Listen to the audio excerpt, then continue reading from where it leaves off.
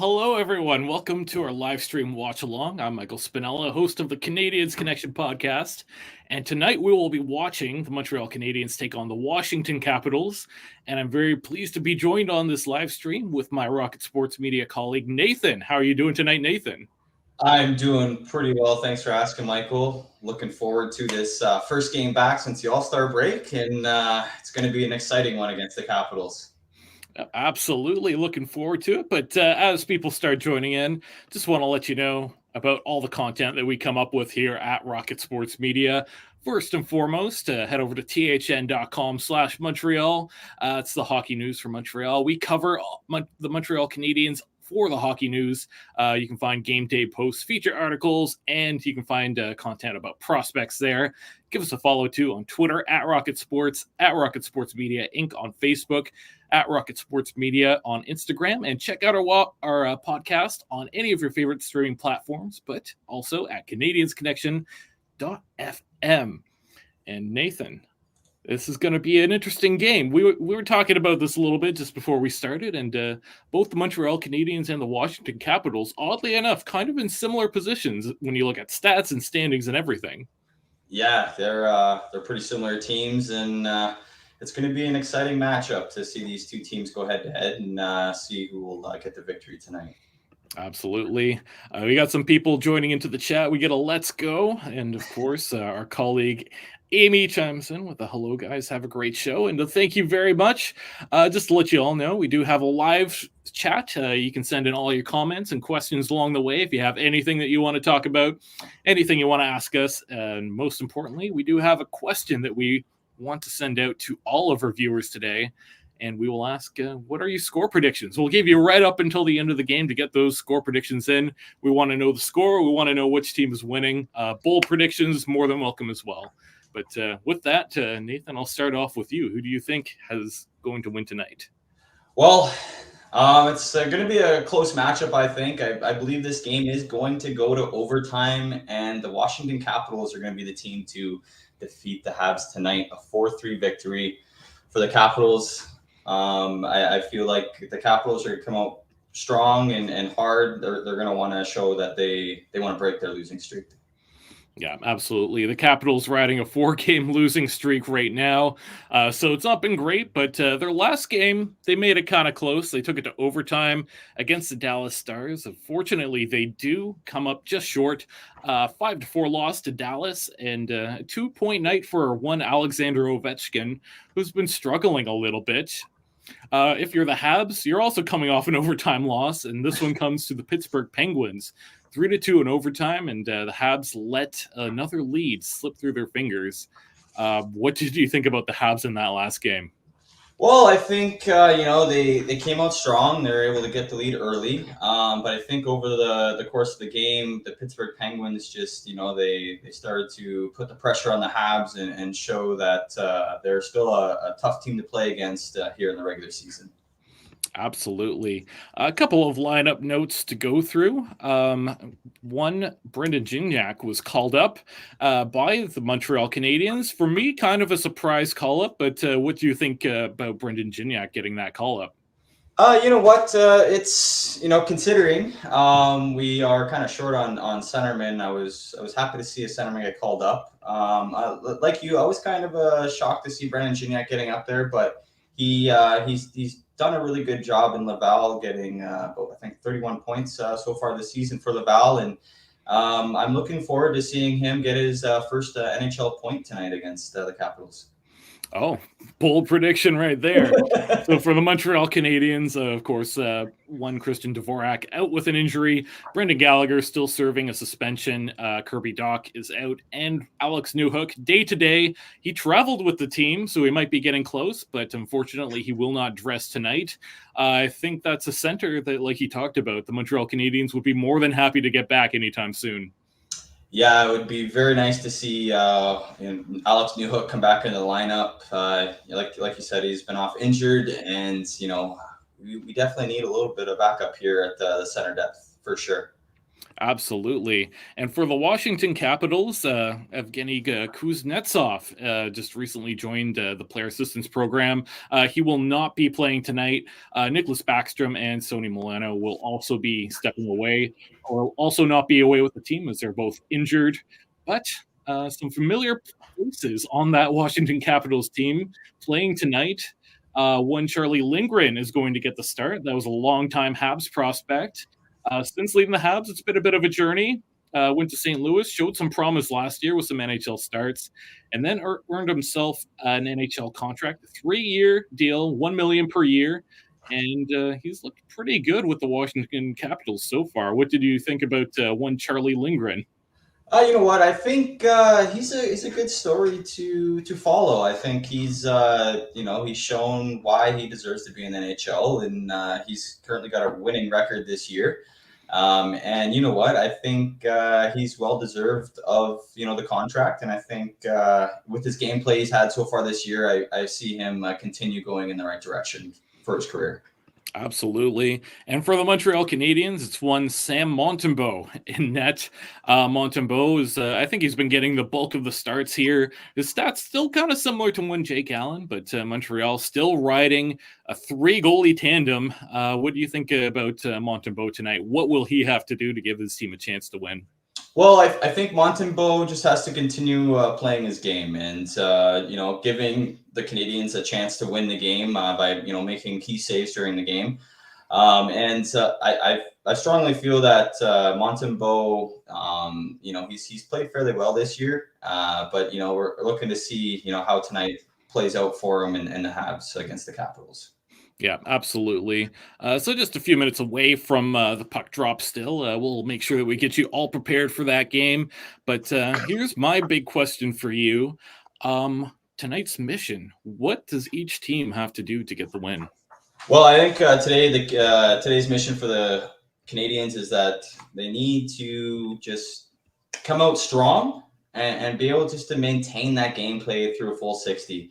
I know I've said this in the past about the Canadiens, but if you look at their last stretch of games, they've only really been able to win one of them, and their losses they were pretty big losses against each other. So I think key things is get in front, get a lead, play that full 60, and continue to back Montembeault up in net as well. Absolutely. And for me, for the Montreal Canadiens, you know what? I think the face-off dot was a little bit weak in that last game. They only won 39% of the face-offs against Pittsburgh, and I think that ultimately led to the Pittsburgh Penguins having a lot more possession than they probably should have. So if you're the Montreal Canadiens, I know there's a little bit of a lack in that center ice depth, but you want to start to win some more of those face-offs. And what do you think about the Washington Capitals? What do they have to do? Well, I think for the Washington Capitals, I think they have to play a similar game they've been playing the last couple of games. They scored 4 goals against the Dallas Stars, and I think what they need to do is they got to play their game and play hard, and continue to put that puck in the net to give their team a chance to win tonight. Absolutely. And as we get to the puck drop here, it looks like it's going to be the Brendan Gignac line starting off for the Montreal Canadiens here in Washington. Me, for the Washington Capitals, their mission tonight, and I could say something very similar about them and face-offs in their last game, as they struggled in the face-off dot as well. Actually worse than the Habs, only winning 37.7% of those face-offs. So I think that's first and foremost, but also their goalie needs to back them up a little bit. Darcy Kemper this season has been sub 900. Charlie Lindgren has actually the better record. He's going to be playing tonight. So if you are the Washington Capitals, you want to get the face-off dot sorted out, and you want to get some saves from your goaltender. Yeah, it's going to be a fun game. Absolutely. So puck has dropped just under a minute into this game. Neither team coming away with a whole lot, just kind of trying to get some things set up, but neither team really giving the other a chance to do so. But if you are just joining us, just so you know what to expect here, you'll get some live commentary from me. You'll get a live chat in there. Feel free to let us know your thoughts. We have a question for all our viewers tonight. Let us know, who do you think is going to win this game? We want to know this final score, and we want to know who you think the team that is going to win. Also, we have some fun topics. We have an intermission show for both periods, and stick around at the end. We have a final call for everyone. We'll wrap up the game and let everyone ask all the questions that they want to do. So looking at just over a minute into the game right now, it's Jaden Struble behind the net looking to break up the puck. And with that, I think it's a good time to get to our players to watch and our player to watch out for. So who on the Montreal Canadiens do you have your eyes on tonight? Well, I have my eyes on Cole Caulfield. Over his last 9 games, he's got 12 points over that span, and I'm looking for him to continue on that 9-game point streak, and I'm looking for him to put in at least a goal and get an assist tonight. Absolutely. And with that, I actually have a little tie-in for a new piece of signed merch that I got. Keaton Gooley is my player to watch tonight. Got a nice signed puck from him. He's got 1 goal and 9 shots through his last 5 games. He's been really good defensively. I think a bit of an up and down season for him, but certainly an anchor on that back end. So tonight, I think Keaton Gooley is going to play a huge role against these Washington Capitals. And your player to watch out for, who on the Washington Capitals will you have your eyes on? Well, I'll be looking out for Dylan Strome. He's tied for the lead in points for the Washington Capitals. He's been looking great on the top line with Tom Wilson and Alexander Ovechkin centering them and being able to help drive play on that first line and on the power play. So I'm looking for him to at least, get a point in tonight's game and help the Capitals solidify an overtime win. Absolutely. I have a nice tie-in for some signed merch today, but a former Hab, Joel Edmondson, that's who I have my eyes on tonight. His first game facing his former team. I feel like he's going to have a huge impact. Obviously, we know what this guy can bring to the table. He's got leadership. He's got strength. I think that he's a pretty solid defender in his own zone. So I'm watching out for one Joel Edmondson, as he will probably make life miserable for those Montreal Canadiens forwards. Yeah, and look to just to go off a little about Joel Edmondson. He was on the Habs for a couple of seasons. He kind of knows how they maneuver the puck in their gameplay. So it should be very interesting. I like that player to watch. Absolutely. Ovechkin kind of almost set up his teammate for a good opportunity. Montreal does break that up. Washington currently set up in the offensive zone here. Sandin takes a pass to one of his teammates. That one misses, and the Washington Capitals trying to regroup. It goes all the way back to the other end. Charlie Lindgren touches that one up. Interesting thing about these two teams, they are 2 of the 3 worst goal differentials in the Eastern Conference. So the Washington Capitals, the Columbus Blue Jackets, and the Montreal Canadiens, all right at the bottom. What do you think has gone wrong with these teams? Because that's not a great stat, and it's certainly, I think that it really shows where they are in the standing. Well, I think with all 3 of these teams, like you said, Michael, one of the things is they can't keep the puck out of their net. And I think for, Columbus and Washington, they have some firepower, with Washington, Alexander Ovechkin and Dylan Strome. And then over on Columbus, you have Patrick Laine and Gaudreau as well. So it's tough for me to see that they're having issues scoring as well. But, as it goes to the Montreal Canadiens, I already had this feeling that, they're going to have their issues. They're going through a rebuild and doing what they're doing this season. So I kind of expected it from the Habs. I didn't really expect it from, the Washington Capitals, so to speak. Yeah, absolutely. I think for the Habs, it's been a lot of subpar goaltending and also a lack of offense. For the Washington Capitals, you look at one Alex Ovechkin, who's only got 9 goals right now, and you can't help but feel a little bit disappointed by that.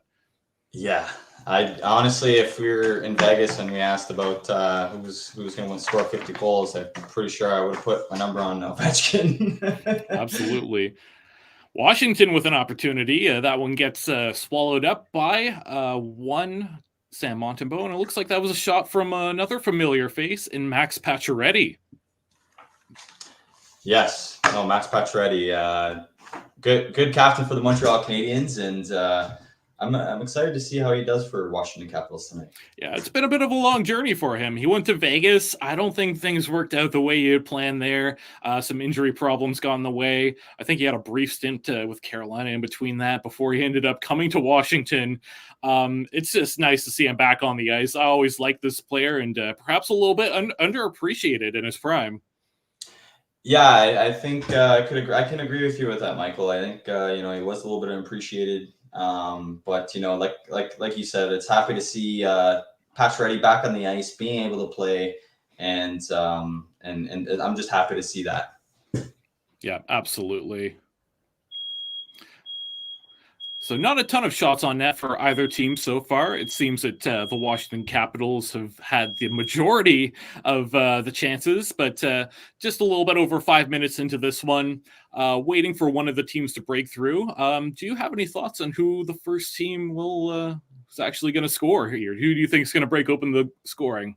I think tonight it's going to be Dylan Strome getting the goal for Washington Capitals tonight. And I think they're going to score within the last 5 minutes of the first period. I think it's going to take a little bit for both these teams to really start finding their legs and get going. But I think once they do, Washington Capitals are definitely going to be the ones to score the first goal.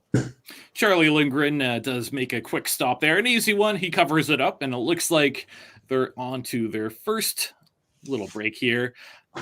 Natalie Smith is going to chime into the chat with a "Let's go Montreal." I love that chant when people change it up. Typically, you get that "Go Habs go." So when you get a "Let's go Montreal," that's always pretty fun too. So a nice welcome to Natalie into the chat tonight. Just a little reminder to everyone, please give us your score predictions and let us know any questions or comments you have along the way. We have that live chat going, so we want to make sure that we hear from each and every one of you. So Nathan, another interesting call-up. He was called up just before the All-Star break by the Montreal Canadiens. Gone to 2 games. It was bagels across the board, didn't do anything. But he's been all right in the AHL when he's been with Laval. He's put up 35 points. That's one Lucas Condotta, who's centering the 4th line for the Montreal Canadiens. What can you tell us about this player, and what do you think earned him the call-up?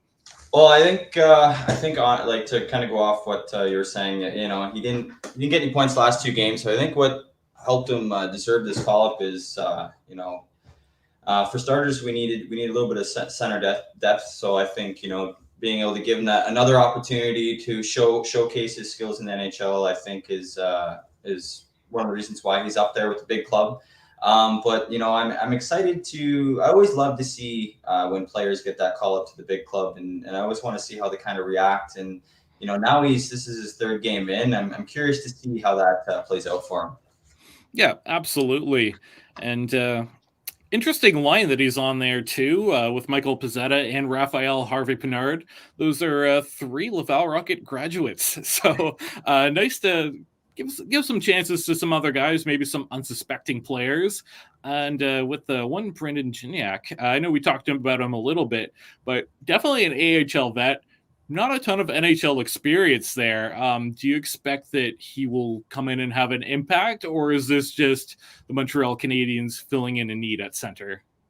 Well, I think it's a little bit of both. Gignac comes up with like you said, AHL experience, and he's a vet, and he's coming up with some points to back him up for his gameplay. So I have a feeling that he's going to do really, really well for the Washington Capitals or for Montreal Canadiens. Absolutely. So the Montreal Canadiens breaking in. A nice shot by Suzuki, and that one gets past Charlie Lindgren, who was trying to push across the crease, could not get there on time. Lindgren looking up to the stars as he's not happy about that one. And it's Nick Suzuki with the first goal of the game. Yeah, nice pass by Cole Caulfield, being able to continue that point streak to 9 games now. So absolutely. No, that was nice. Yeah, just got to quickly watch that replay there. And what are the Washington Capitals doing defensively? You have 3 guys behind Nick Suzuki, no one covering him very well. I think they just got they got confused with the defensive breakdown. I think they were more focused on Cole Caulfield coming in on that wing there, and I think they just lost focus on where they had to be on the ice. Yeah, it certainly looks like a miscommunication for sure, but nonetheless, Montreal Canadiens very fortunate to be up 1-0 pretty early in this first period. Looks like Armia went for a bit of a dive at the blue line. Luckily, he's all right. It almost looked like he was clipped by a skate, but he got up. He's looking all right. The Washington Capitals now in the offensive zone trying to get set up, but Montreal is not allowing them to and breaking it out the other way. Dumping behind the net, the Washington Capitals will pick it up, send it all the way back to the other end there, and it will be an icing. So 1-0 Montreal pretty early in this one. I don't think you predicted that one, but no. Certainly a nice read there by Caulfield and Suzuki. You can really tell that the chemistry between these two players has really come into its own over the last few games. Yeah, I just it's good to see, two young players. I would, they're part of our core, and it's good to see that chemistry for sure. And a shot off the post. This one goes to the side of the net, and it looks like it might have been Suzuki once again. 2-0 for the Montreal Canadiens. So 2 quick goals here. I don't think that this was how he anticipated this game would go. Charlie Lindgren's not going to be happy about this against his former team. Yeah, it's looking at the replay, it was just like you said, it was a bounce off the post, and Nick Suzuki wide open just buries that opportunity. Absolutely. Amy chimes in with Suzuki, another one, missed one from before, and there's a goal. The captain, Amy, chiming in with both of that. Montreal up to a very quick 2-0 lead. Shots currently 7-1 for the Montreal Canadiens. Tough angle shot by Suzuki, but once again, not a single defender anywhere in sight that could have covered him. Yeah, it's Washington's got to have a little bit of conversation there and figure out what's going on in the defensive zone. I think they would love to have one of these 2 goals back, so they weren't down at 2-0 this early in the game. Absolutely. And it looks like there's a penalty being called here. Charlie Lindgren goes running to the bench for the extra attacker, but it's blown down here. Maybe a tripping call. 2 minutes for hooking, and it's going to be Uri Slavkovsky. I think maybe he got caught puck watching and stopped skating a little bit. Yeah, I'm just looking at the replay right now. Yeah, he definitely did. His feet was not moving, and just one hand on that stick and got caught in the player's stick and took him down. So certainly not what you want from Uri Slavkovsky. After you go up 2-0, Washington immediately has an opportunity to get back in the game, and it's going to be a big one for them. This is a very important power play. If you're Montreal, you're doing everything you can to stop it.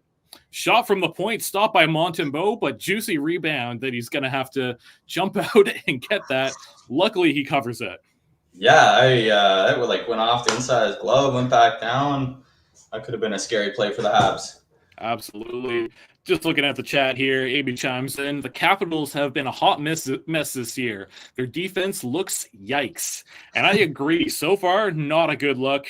Canadiens Connection podcast chimes in. Bad penalty, Slav. One hand on the stick. And that's exactly it. Maybe some puck watching and the skate stop moving. Yeah, can't be swinging that stick one-handed. Yeah, that's exactly right. So Washington set up pretty well in the offensive zone here, right at the side of the net, in front, shot. That one I don't think gets through to Montembeault. Montreal battling to try and clear the puck. They do. The Washington Capitals now at their own blue line, looking to break the puck back in. About 1:10 left on this power play. They've had a couple of interesting shots, but nothing to show for it yet. Montreal's going to want to be very careful, though. They have a lot of great shooters on this Washington team. Yeah, Montreal needs to, make sure they get that puck out and not turn that over in their defensive zones. And as we say that, a nice interception by the Montreal Canadiens defender who sends it all the way to the other end, and it's Rasmus Sandin back to pick it up. 40 seconds to go on the power play. Coming in with speed, looking for their options, but Montreal pouncing on that puck. Solid kill for them so far. About 30 seconds left. You might get 1 or 2 chances left if you're Washington. Yeah, it's Montreal's looked good on that penalty kill, not giving them too many options in the offensive zone. Absolutely. And once again, the Washington Capitals failed attempt to set up. This one goes back out the center, breaking it back in at the blue line behind the net. Montreal rings the puck around. Washington does get there first, but they hand it right over to the Montreal Canadiens, a race for it, and they push it back out to center. Back to even strength. One shot for the Capitals on that. They come in. Alex Ovechkin with a shot. That one gets deflected out. Yeah, so not the power play Washington wanted to have on the not the chances they were thinking about on the power play. What do you think about that power play for the Washington Capitals? Lackluster. Shots are 7-2 for Montreal, courtesy of Canadiens Connection. They had a few chances early on. It looked all right, but yeah, unfortunately, after that, they just could not get set up. As soon as Montreal cleared it the first time, it was pretty well the end of the power play for the Washington Capitals. Yeah, so it's I mean, Ovechkin had that nice opportunity at the end there, quick shot, but obviously it missed the net or hit somebody and went wide. But yeah, absolutely. And interesting tidbit too is we talked about the goal differential. Both teams actually have the least amount of goals in the Eastern Conference.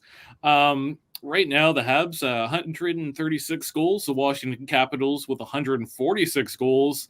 The Montreal Canadiens with 136 goals to 115, and the Capitals' goals against is 146 to the Habs, which is 175. So certainly the goals against is much worse for the Montreal Canadiens than it is for the Washington Capitals, which I think is a bit of a surprise, isn't it? yeah, I mean, if you were to tell me that stat, while we're watching like those two goals get put in, I would, I'm kind of like, it doesn't look that way so far this game. Yeah, absolutely. Just last week made a pretty big splash in the trade market as they move out Sean Monahan. Monahan was probably the MVP for the Canadiens up until when he got traded. So that's certainly a big loss. Just out of curiosity, who do you think is going to step up and replace Sean Monahan in the lineup and everything that he was able to bring? Well, I think it's hard to put it all on one person. I think that in order for Montreal to not have to worry about putting it all on one person, I think it just has to be everyone has to step up just a little bit more to be able to give the Montreal Canadiens a shot by losing Sean Monahan. Absolutely. Kind of an interesting thing. It looks like one Tanner Pearson is going to be moved up to that first power play unit. What do you think is going on there? It seems like something might be cooking. Yeah, it's I'm pretty sure Tanner Pearson had a couple of looks earlier in the season on the first power play, but it's good to see him be given an opportunity when a door opens. So I'm looking for Tanner Pearson to get a couple points on a power play opportunity throughout the night. Absolutely. About 9.5 to go in this first period. Montreal Canadiens up 2-0. 7-2 are the shots. And just a little reminder, we have this live chat going. Curtis chimes in and says Suzuki deserves a secondary assist on his second goal. Nice decision by Xhekaj.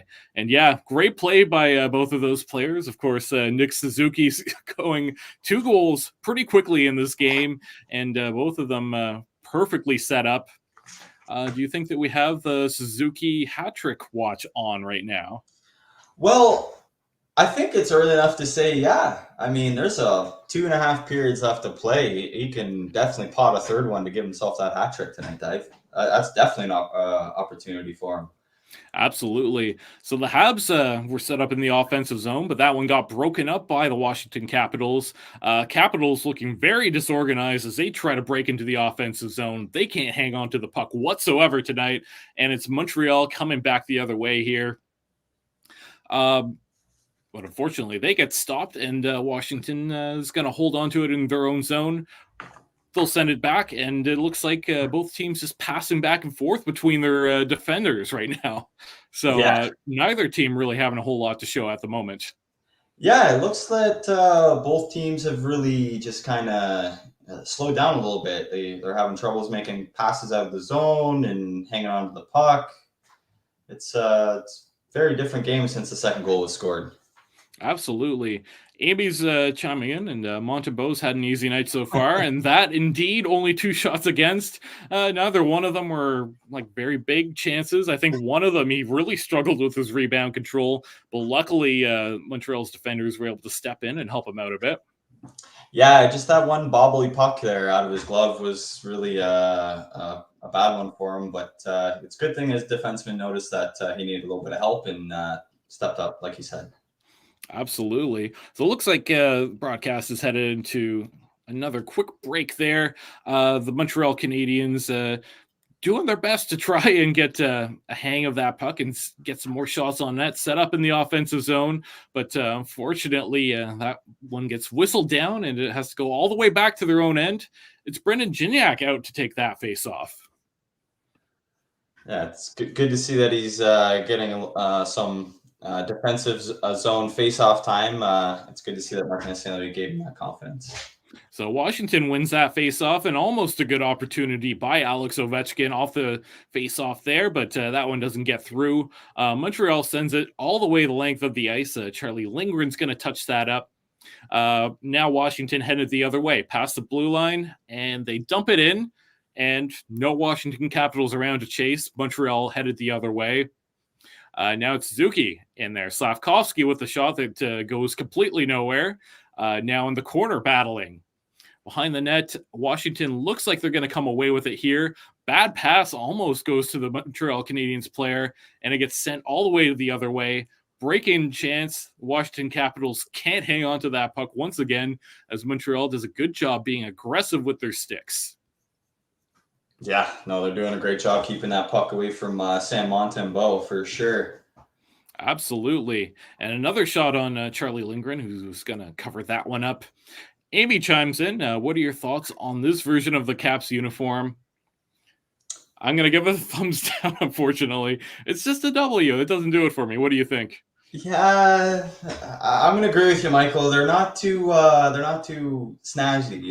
They're just kind of they're a jersey to wear, I guess. Yeah, absolutely. Canadiens Connection chimes in. Gignac is 1 for 4 on the faceoff dots so far. So not having a whole lot of luck there, losing most of those, and unfortunately for him, it's actually not too far into the game. So how you take 4 faceoffs, you only win one of them. That's not a good look. And Yeah.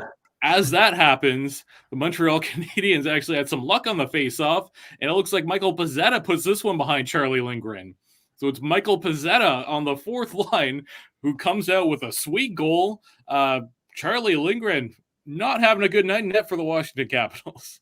Yeah, no, he's definitely not having a good night. And good on Pizzetta to get that loose puck that was just kind of floating in the middle there and burying that. That's good eyes for Pizzetta to get on that puck. Yep, takes it out of the face-off tot. You had Condata in front of the net to try and create some havoc there. And just a great shot there from one Michael Pezzetta. Yeah, it's just a great shot. Glad to see that was able to go in for the Habs here, take an early 3-0 lead. Absolutely. Amy chimes in with, wow, are the Caps still on All-Star break? And they might be, because this is a very disorganized bunch. And goalie change. Poor Charlie Lindgren. So far, 4 Habs not having a very good night. Yeah, definitely not. Well, 3 goals on 9 shots definitely will definitely do you in if it's not going your way. So absolutely. And the Habs just look absolutely on fire at the moment. Darcy Kemper is going to come in relief in that last game that the Washington Capitals took to overtime against Dallas. It was a losing effort, 5-4. I talked about how Darcy Kemper has been very subpar since going to Washington. He was coming off of a nice cup run. He won it with the Colorado Avalanche, and it's just not been a great fit for him in the Washington uniform. Yeah, I mean, couldn't agree with you more. He was looking really well for Colorado, and then like you said, he came to Washington and he's hit some bumps in the road. I think he's had some injury trouble, but yeah, it just hasn't really looked like that number one goaltender the Capitals need. Absolutely. So the Washington Capitals now doing a dump and chase. Once again, they can't get to the puck first. Montreal sends it the other way. Both teams look like they're going to go on a bit of a change here. Capitals behind the net trying to break this one out. We'll see if they can finally get something here. They've had many unsuccessful break-ins. Yeah. Now behind the net, it looks like Montreal is coming away with the puck here. Washington does have something to say about it. It is contested, but once again, Montreal breaks it the other way. Through the neutral zone, Washington does stop it up at the blue line there, heading back the other direction. But again, Montreal being first on puck a lot of these times. It's kind of difficult if you're the Washington Capitals. How are you supposed to have possession if you're not battling for that puck? Yeah, they're not like Montreal's winning those 50-50 puck battles right now, and they're really like you said, Michael, they're applying that pressure. They're making sure they're the first one on pucks, and it's honestly a good start for the Montreal Canadiens. Yeah, this is exactly what you want if you're Montreal. Coming out of the All-Star break on fire, you just lost Sean Monahan, and you go up 3-0 against the Washington Capitals. You cannot ask for a better start coming out of the All-Star break. Yeah, and Nick Suzuki with 2 goals right off in the first period. Do you think he's still feeling it from the All-Star break, or? Yeah, coming off of a high there. You think most players would want a little bit of a break, but Suzuki is all about the hockey right now. So Montreal up 3-0. The first goal coming from Nick Suzuki, assisted by Cole Caulfield. Just 6 minutes and 42 seconds in. Under a minute later, Suzuki once again assisted by Arbor Xhekaj. And then 13 minutes and 7 seconds into the first period, it's Michael Pezzetta with his third goal of the season, assisted by Raphael Harvey-Pinard. Great start for the Montreal Canadiens here, and Sam Montembeault with the easiest job in the NHL right now. Yeah, I know. It's only 3 shots on net, and he's been able to see them all. It's been, like you said, it's been an easy start for Montembeault, and I don't think it's going to be an easy the rest of the game. I'm sure the Washington Capitals are going to pick it up here shortly. Yeah, but like we've said a few times, the Washington Capitals look just disorganized in their own zone. On that first Suzuki goal, you had 3 Washington Capitals players behind Suzuki, no one taking Suzuki. Then on the second Suzuki goal, wide open, weird angle, and great shot by Suzuki. Good feed by Xhekaj as well, but again, no one there. And then Michael Pezzetta takes the puck all alone in front, and he's able to score too. So this Washington Capitals defense is an absolute disaster. And apologize to any Washington fans in the chat tonight. Feel free to let me know if you have any thoughts about that one, if you're cheering for Washington.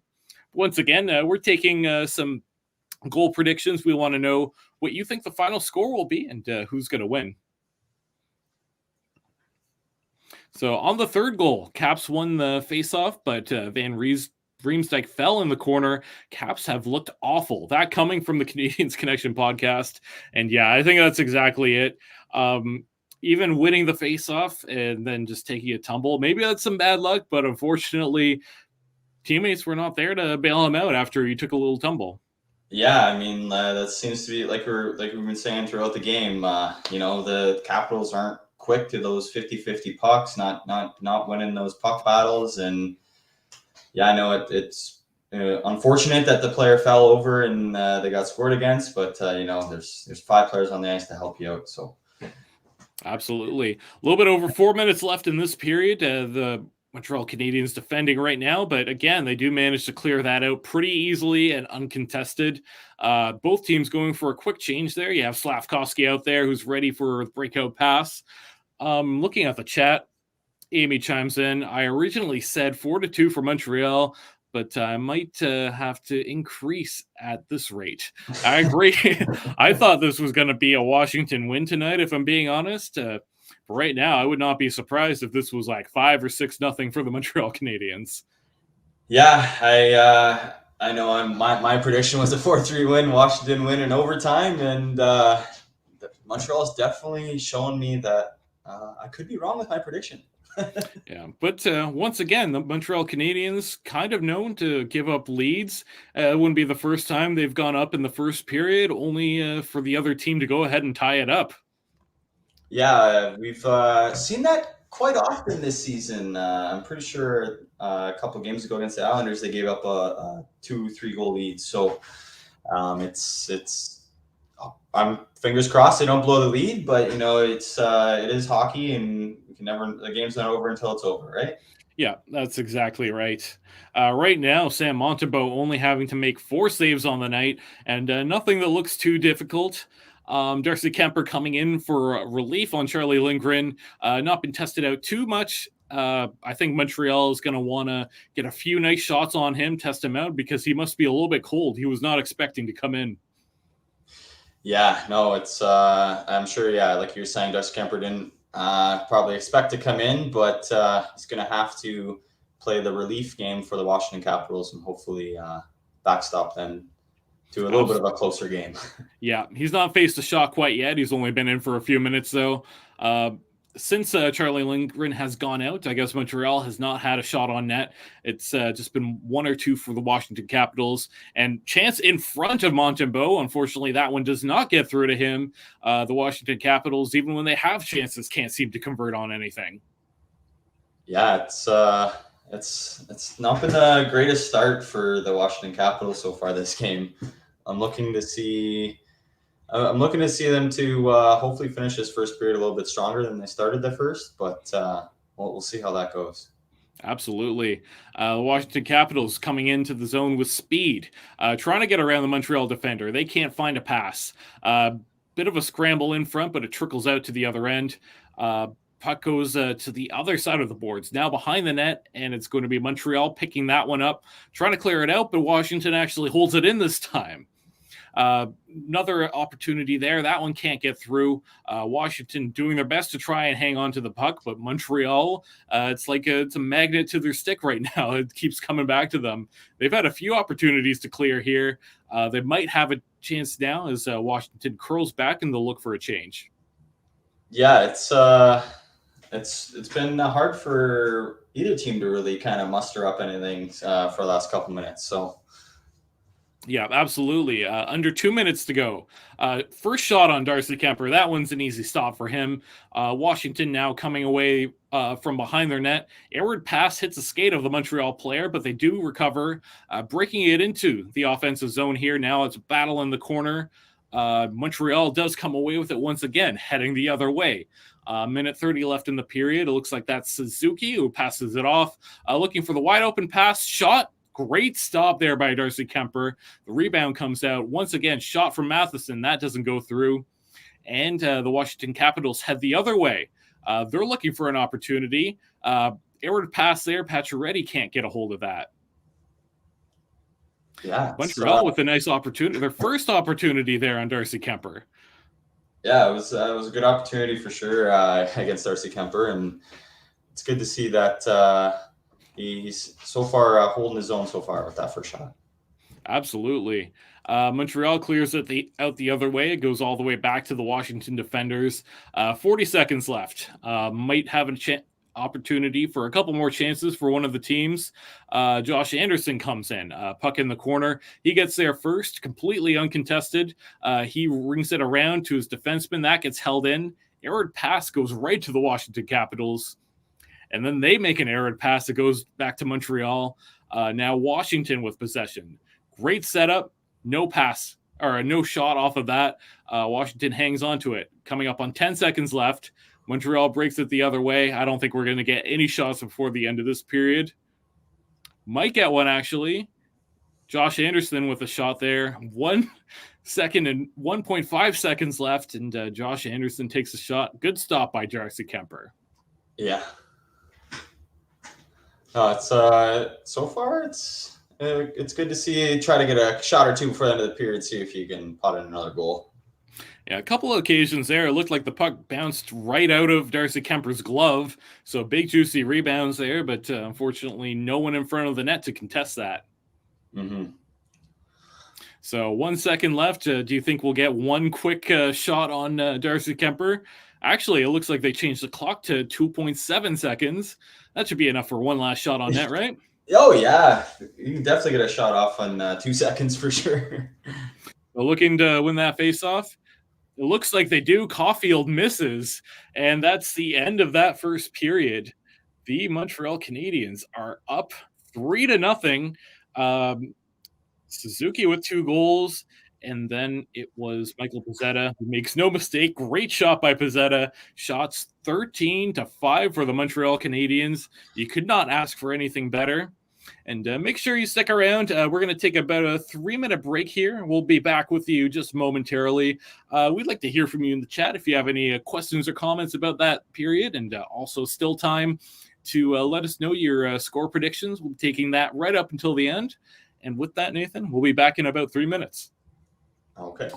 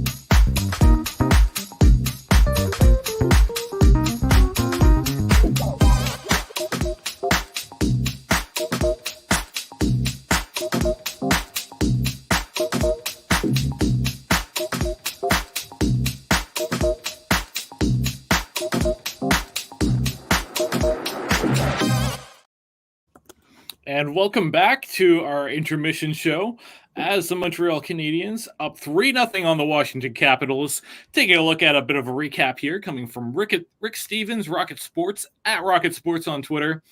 Shots are 14-5 for the Montreal Canadiens in the first period. Habs lead Capitals 3-0. CH goals coming from Suzuki, his 14th of the year. Another one from Suzuki, his 15th. And then Michael Pezzetta with his 5th of the season. Montreal with a great start to this one, and I'm very excited to hear your thoughts. We talked a little bit about how the Washington Capitals looked like a bit of a disaster in that one.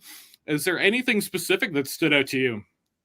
Well, I think that the biggest thing is their the defensive structure for from top to bottom. They're leaving guys wide open.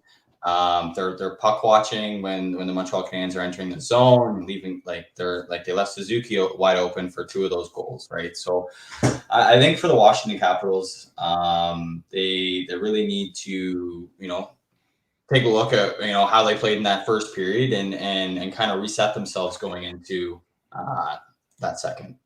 Absolutely. And this is our intermission show. So, for those who've not been with us before, we have a few topics to talk about for both teams. We just did our little recap there, and we like to call this intermission show Nathan's Notes, as we have one Nathan here who's going to provide all sorts of expertise.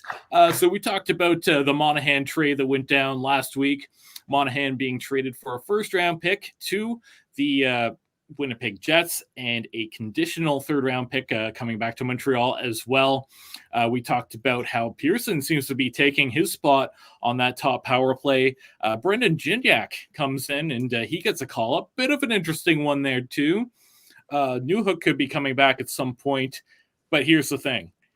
Who do you think is worthy of the next call-up or worthy of a shot in the Montreal Canadiens uniform? We have lots of interesting prospects in Laval, but also a few that could be coming from the NCAA. Yeah, no, there's definitely a list of prospects that, I would say, I mean, from a fan's perspective, I would say, deserve a call-up, but I think in my mind one from the NCAA, I would love to see Lane Hudson get, a game or two. Not necessarily right now, maybe closer to the end of the season. Last year he had a great season as a defenseman, leading in points for defensemen in the NCAA, and looks like he's really coming into his own again this year, getting lots of points so far this season, and I would just really love to see Lane Hudson at least get a game or two later on this season. Absolutely, I agree with that. Just going to chime into the chat here. Canadiens Connection says, Caps analyst says the worst period by the Caps at Capital One Arena all season long. And I think I might agree with that. I've not watched a ton of Washington Capitals, but I feel bad for the fans in that building tonight. That was not fun to watch for anyone. Yeah, no, I agree with you on that, Michael. It's if I was a Washington Capitals fan, I'd definitely be shaking my head a little bit, but I'd still be optimistic because there's still 2 more periods left to play. So, absolutely. But talking about who else we might see in a Montreal Canadiens uniform, some prospects and whatnot. Is there anyone currently in Laval that you'd like to see earn a call up before the end of the season? Yeah, actually, it was Logan Mailloux. He's it's a rookie year for him in the AHL, and he had a little bit of a slow start this season, but as time has gone on, he's really starting to show why he deserves to be a pro. He's on the top line there, or top defensive pair for the Val. And he's looked very, very good, very promising, and honestly, I truly love the story of Logan Mailloux and how far he's come to be where he's at. So I think him getting that call up at some point this season, I think it would be well deserved for him. Absolutely. I think the only one you didn't mention that I had written down is one Emil Heineman. I think he's been up a little bit this season in the NHL, but he had 3 goals last week for the Laval Rocket. I think he's been looking pretty good. I'd like to give him another call back up, as this is a player I'm very intrigued with. Yeah, it's I'm glad you brought him up because it's considering the Monahan trade and we're in a rebuild. It'd be nice to have a select different people up with the big club to kind of see where we're at in our prospect cupboard and where we're at for progress for these players. Yeah, absolutely. Looking at the chat there quickly, it looks like we have Jazz Kiwi, my favorite name in the chat right now, with LA Montreal. So thanks for joining us, Jazz Kiwi. Let us know where you're from and what your score predictions are for tonight. Talking a little bit about prospects there. You did mention Lane Hudson. You mentioned Logan Mailloux. Montreal has a lot of interesting young defensemen. Who do you think is going to have to be moved out of the way in order for these call-ups to happen? Do you think maybe there's a trade on the way that could lead to that, or how do you think that's going to work? Well, I mean, there has to be a trade, and I don't see it being a young player because we still want to give him time to develop and be able to give a shot with the big club. So, I mean, honestly, I think it would have to be David Savard being moved, or this might make some fans unhappy, but even a Mike Matheson, I'm okay with getting traded this year as well. They're both playing well for their positions they're playing for, and I mean, if you want a good return on investment, I think selling high on a player would be the way to go. Yeah, absolutely. Looking back at the chat there, it looks like Russ Travels chiming in with Monahan was built for Montreal. So we talked about that Monahan trade. It was unfortunate, but it was inevitable. As much as I like Monahan as a fan, you got to love that first round pick. And the fact that they essentially got two, it was amazing. Yes. Russ also says maybe he'll be back. You never know. It could be another off-season thing. Maybe he'll sign another one-year contract and get traded again. But of course, that would be my dream, of course. Just Monahan for first-round picks all day long. Yeah, that would be the dreams of dreams, eh? Come back, sign for $2 million, ship him out, another first. Yeah, not realistic, but but continue to let us know if you have any thoughts or comments in the chat there. Speaking of trade deadline, both of these teams outside of the playoffs by quite a bit towards the bottom of the standings in the East. I'm just curious, where do you think both of these teams are going to be at when it comes to the trade deadline, and any specific pieces you think have to get moved out? Well, I'll start with the Washington Capitals, and I mean, I don't watch too many of the Washington Capitals throughout the season, but from everything I've gathered and watched, I would honestly, it'd be hard for me to say what they should do right at this very moment. I think they need a week or two, maybe 3 weeks to kind of really see what they have leading into the trade deadline to see if they're going to be buyers or sellers at that trade deadline. Yeah, I think that's fair. Oh, I just said, yeah, I think that's fair. And then for Montreal, I think like I said before, I think if players are being called upon and we're going to get high return for them, I think we should be able to trade them away, get assets for them, and be able to continue to build this team in the direction we want them to go. Yeah, absolutely. If I'm the Montreal, I think it's no secret the Montreal Canadiens are definitely a seller at the trade deadline. If you're Washington, there are definitely some decisions to be made here. I don't know if this is going to be a retool. It's unfortunate because you have a legend on the roster like Alex Ovechkin. But if you're Montreal, I think the picture's a little bit clear. I think you have to move out one goalie, and you probably have to move out one veteran defenseman.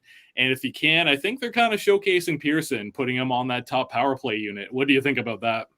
Yeah, actually, I'm glad you brought up the 3 goalie tandem. I can't believe I let that slip, but that would definitely be a piece. Thank you, Canadiens Connection.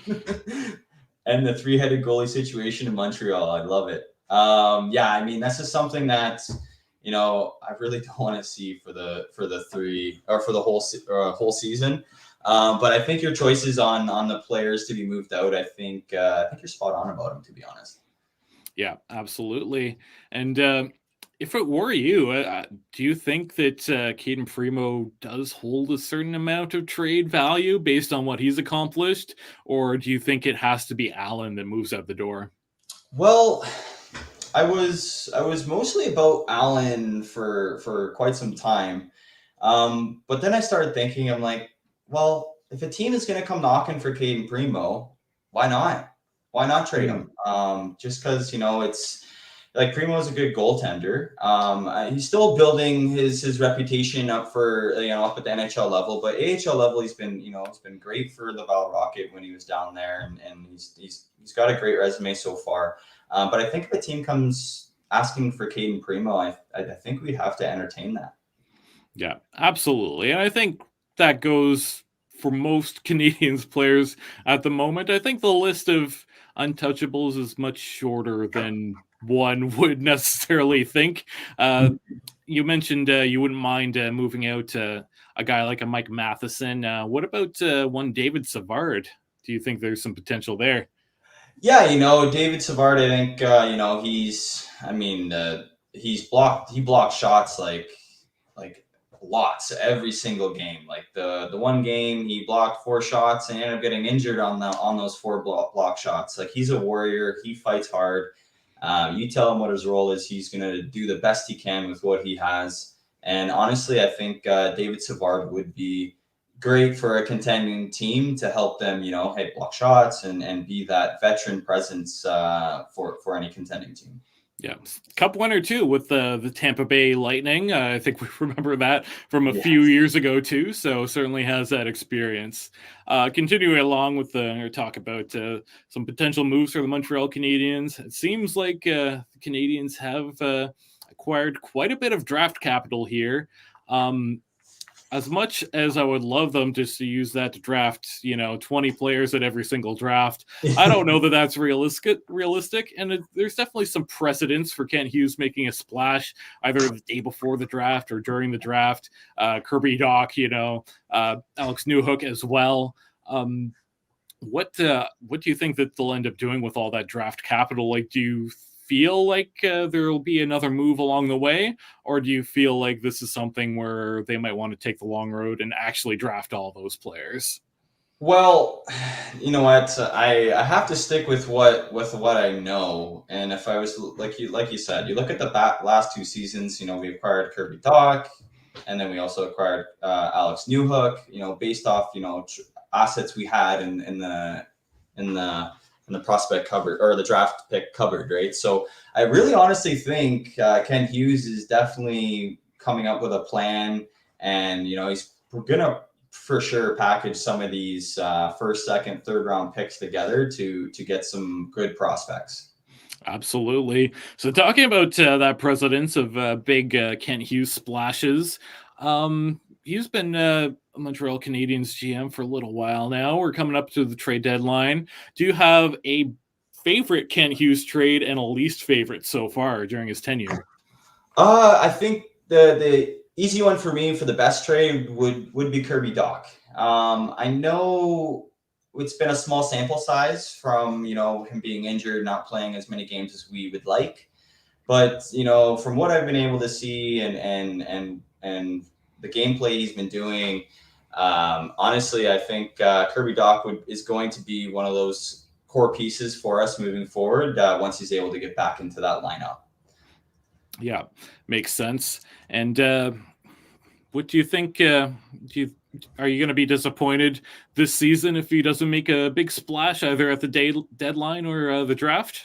I'm not going to be disappointed because honestly, I don't see us being a Stanley Cup contender next season as well. I think there's still going to be 4, 5-ish years before we can actually say, hey, we're going in and fighting for a playoff spot and fighting for the Stanley Cup. So I'm not going to be upset, but I mean, hey, if he does and it helps move this team in the direction where we want it to go, that'd be a cherry on top for sure. Absolutely. Canadiens Connection finds something interesting here. Habs most used forward in the first period. Yoel Armia, 7 minutes and 2 seconds. So comments? That's an interesting one. Perhaps that's another showcase leading up to the deadline. Yeah, honestly, I think, with the season Yoel Armia has had, he's, been up and down in the NHL, AHL. He's got 8, 9 goals on the season. So, I mean, honestly, I think a showcase that could be an option. Like you said, there's only a handful of players that are probably going to be staying, and the rest are probably up. So, yeah, absolutely. So, second period underway. And looks like we've got the Washington Capitals at their own blue line once again, trying to do something with it. Again, just looking at the Capitals skating right now, I feel like there's a bit of confusion happening. I'm just not sure what's not clicking for them. Perhaps it's just coming out of the All-Star break. Things just aren't coming back to them naturally. It's a bit of rust. Yeah, maybe they had too much sun over the All-Star break, and they're still remembering that great sunshine they're enjoying. Absolutely. So the Washington Capitals trying to break out through center. Nice pass actually that goes to their forward, and a forward goes flying into the net. Believe that's TJ Oshie. He gets up. He looks like he's all right. Seems like he has a few words for the Montreal Canadiens there, and a penalty is coming. Yeah, no, it looks to me that Tanner Pearson just got his stick and hooked the Washington Capitals forward, and he lost balance and he skated into that net. So not the best move for Tanner Pearson this early in the second period. Yeah, not sure what he was doing there. I don't know if he was looking to lift the stick, but he wasn't even looking at TJ Oshie, and that was a perfect hook. That's exactly the textbook of what hooking call would be. So Yeah, so Washington back to the power play. I think they only got one shot off of that first power play that they had, right? yeah, they didn't have too many shots on the power play here. It looks like they have their first unit out there try to muster up something for the Washington Capitals. Absolutely. So that underway. Ovechkin at the point. Nice pass, but that one gets broken up, and that one cleared out pretty quickly there by the Montreal Canadiens. Less than 10 seconds in, and the Capitals already to the other end of the ice to try and regroup. There's one Alex Ovechkin out there trying to break the puck in, looking for their options, and they'll send it behind the net, trying to pass it back to the blue line. But Montreal creating some havoc, trying to clear that out once again. Ovechkin with the shot there. That one gets stopped nice and clean, but the big juicy rebound comes out and it hits the glass, and it's going to go over the boards. We talked about Ovechkin, only 9 goals on the season. What's going on with him right now? Is it just that the team in general is not clicking, or do you feel like age is catching up to him? Is this the end of the Alex Ovechkin that we once knew? Well, I mean, it's tough to say, right? Because everyone's going to have their up and down games, but you know, it's unprecedented to see Alex Ovechkin with nine goals so far this season. When you look at his point totals, 31 in 43 games, that's pretty good for Alex. But honestly, I think him being 38 years old, I think the age is slowly starting to catch up to him. Yeah, absolutely. Ovechkin, I think no matter what, he'll go down as one of the greatest goal scorers of all time. At one point, though, I think there was a lot of talk about Ovechkin falling out of it. I think he put up a 30-goal season, and it wasn't too long after that he got right back on track. And once again, he was putting up 50-goal seasons all over. So do you think there's a chance that Ovi would be able to come right back? He's got a nice shot there, actually, right off the face-off, a one-timer that created some trouble for Montembeault. So do you think that Ovechkin could have a bounce-back year if this just doesn't go his way? Yeah, as we saw with that shot from the point, his shot is lethal and it can definitely give goalies a headache. So, I mean, I wouldn't count Alex Ovechkin out of it as of yet. I have a feeling he's going to be able to figure it out and get back up on that score sheet more often than not. Yeah. And kind of the interesting thing I've noticed about this power play is it looks like Ovechkin is spending most of his time at the blue line looking for those one-timers. I'm used to him going up as far as those hash marks to get the shot away. So, like, I don't know if this is maybe just a systematic thing for him that the power play is not coming to him as naturally as it once did.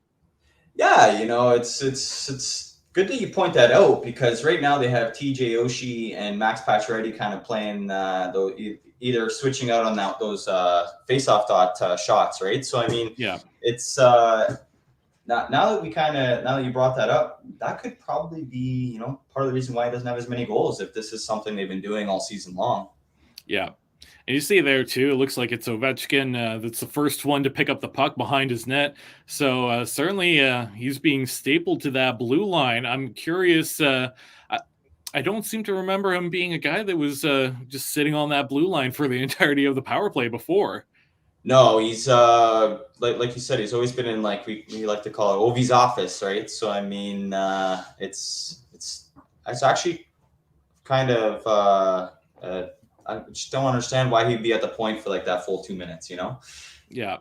So Washington gets another shot on net there. Looks like some arguments happening in front of Montembeault. The Washington Capitals and the Montreal Canadiens not too happy with each other.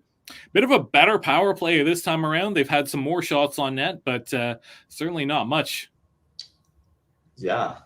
No, it's been they like you said, they had the puck, they were there, but just they weren't getting the I think their best opportunity was that slap shot by Alex Ovechkin off the faceoff.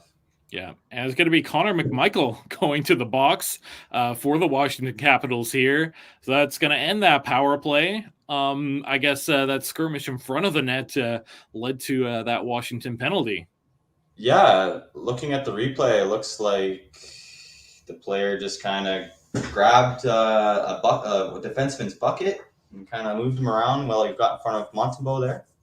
Yeah. So I guess some sort of goalie interference there, and it's 4-on-4, the end of that Washington power play. Michael to the box. Coming up on the 3-minute mark here, Montreal actually on a power play starting now for 41 seconds. They're set up in the offensive zone. Puck's behind the net with Suzuki, looking to get that pass out to the point for Matheson. He's there traveling along that blue line, sending it over to Cole Caulfield, looking for options. Not a whole lot there for him. Now behind the net, back to Caulfield. And that's an errant pass that goes all the way out of the zone, and it's Mike Matheson there to pick it up. So not a great start to that power play for Montreal. Yeah, we got our top unit out there with Suzuki, Slavkovsky, Caulfield, Matheson, and Pearson out there on the top unit. So it's definitely not what we want to see from our top unit, but we still got about a minute, just under a minute left to see what we can strum up here. So some good movement there, but not too many shots. The one shot there that was sent towards the net, Washington was able to get that out of the zone. An interception once again by the Washington Capitals, sending it all the way behind that Montreal net, and it's Sam Montembeault to pick that up. Yeah, that's not really the power play I'd like to see, to be honest. Canadiens Connection chimes in, pointing out Kovacevic clipped Wilson, no call. McMichael grabbed Condata's visor, unsportsmanlike conduct minor. So, yeah, kind of interesting one-sided call there by the officials, but nonetheless, the Montreal Canadiens will certainly take that. About 10 seconds left on the power play there. What do you think about Connor McMichael grabbing Condata's visor and getting the unsportsmanlike conduct minor?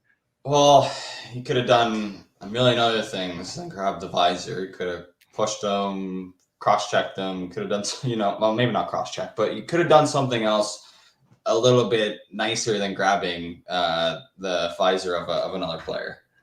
Yeah, so frustration certainly setting in for the Washington Capitals as they're not having a very good game whatsoever. Now Montreal with their second unit out with one Arbor-Jacques guy. They have about 10 seconds left on this power play. Waiting for the official to drop the puck cleanly. That one gets whistled down immediately. Looks like Jake Evans is out there as well, and it'll be Josh Anderson taking the face-off as Evans gets kicked out. Yeah, it's been a little bit of a weird power play for the Montreal Canadiens, and it's not really the one we wanted to see, to be honest. Yeah. Nice shot there by Savard. Montreal almost able to hold that one in. That one ends up going over the glass, actually. Power play over, back to even strength. 15:07 left in the period. Shots 15-7 for the Montreal Canadiens. And one more Canadiens Connection coming from the Canadiens Connection. Kirk Muller is an assistant coach for the Washington Capitals. So nice to point that one out too. Of course, former Hab there. Nice to see him behind that Washington bench. But unfortunately, he's got to work on some of those systems, I think, because that's not working for the Capitals tonight. Yeah, I hope he's not the one trying up all the defensive systems for him. Absolutely. So puck dropped here. Montreal hangs on. It's Savard who sends that behind the net.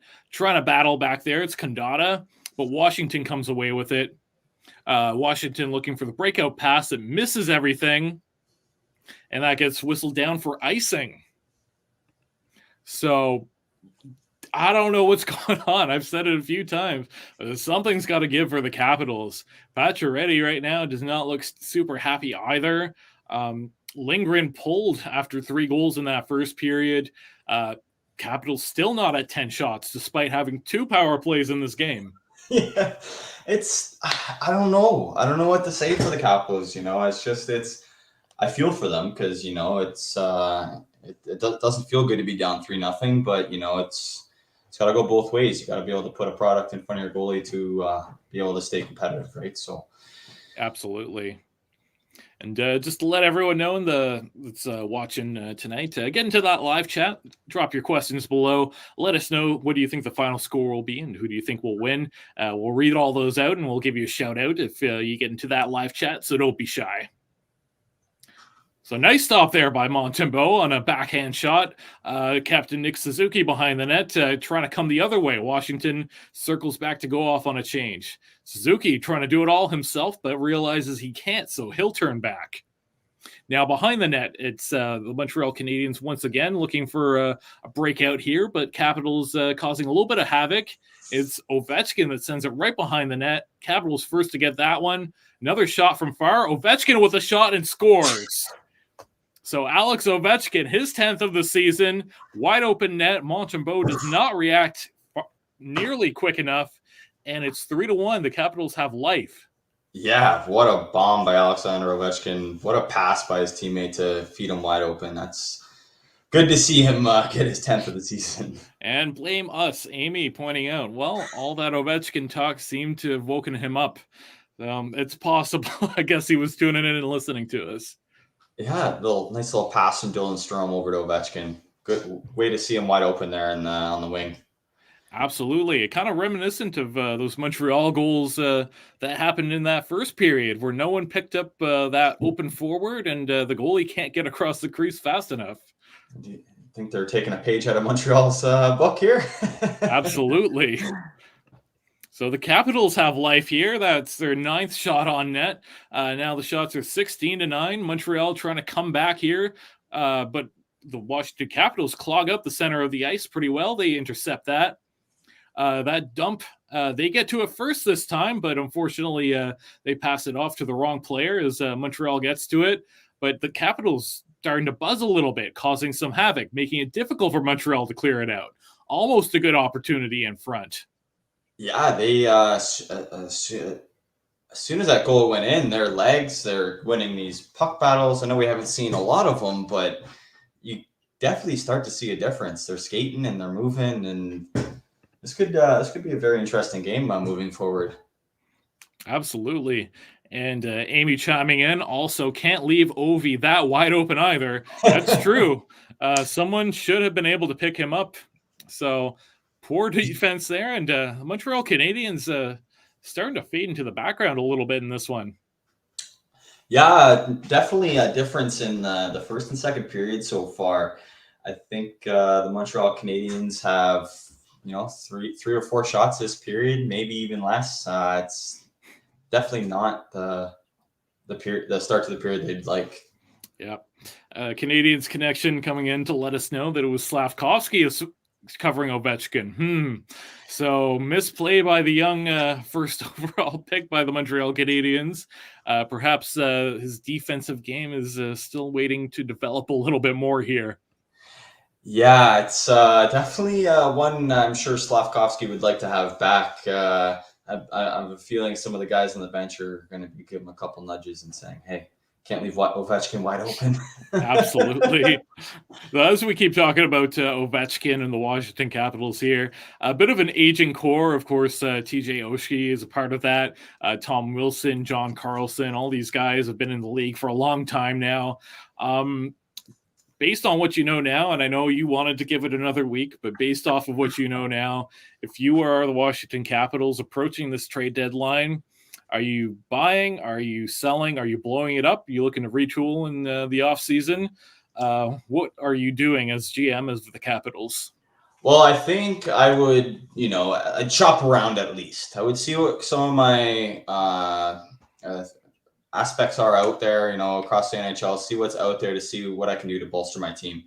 But I think they would, if it was me, I would be careful of blowing it up as of yet, because you still have Alex Ovechkin on your team. And I mean, with a guy, it's been in the league as long as he has, does a rebuild fit in his, final years of his NHL career? That's something I would look into. So, I mean, if there's pieces out there, I would definitely take them, but I wouldn't blow up the team just because, because Alexander Ovechkin's, got 2, 3, 4 seasons left or more. Yeah, exactly. Looking at the chat as we come back to the game here, Canadiens Connection says, it's okay. Monahan will have a chat with Slavkovsky when he returns to the bench. Oh, maybe not, as Monahan's no longer there. Someone's going to have to chat with him. Let's see who steps up too. Was being reported too that one of the reasons why the Jets were interested in Monahan was because of Monahan's leadership. He was seen quite often on the Montreal bench talking to some of his other players, including the younger guys. So do you think that Monahan's going to be missed in that way? And is there someone you think could step up and fill up that role that he used to have? Yeah, I mean, I completely agree with you, Michael. Like, I mean, when you saw the camera views, he was always talking to somebody on the bench, whether it was younger, veterans. But I think from the Montreal Canadiens side, I think the veterans that are currently still there, like a David Savard, even a Tanner Pearson, be able to just, have those conversations with those players. But I honestly feel that, one of the main reasons Winnipeg did pick him up was because he's good in all areas. Penalty kill, power play, talking to the young guys, being vocal. He brings a lot of good attributes to any NHL organization. Absolutely. Wilson with a big hit on Slavkovsky. Slavkovsky getting up a little bit slow, looking a little bit disoriented maybe, but he's staying out there. Wilson, of course, one of the strongest guys in the league. So you hope that Slavkovsky's okay there. Just a little update on the shots. Montreal now leading 17-13. So Washington certainly catching up here. It's been all Washington since we've returned from that commercial break too.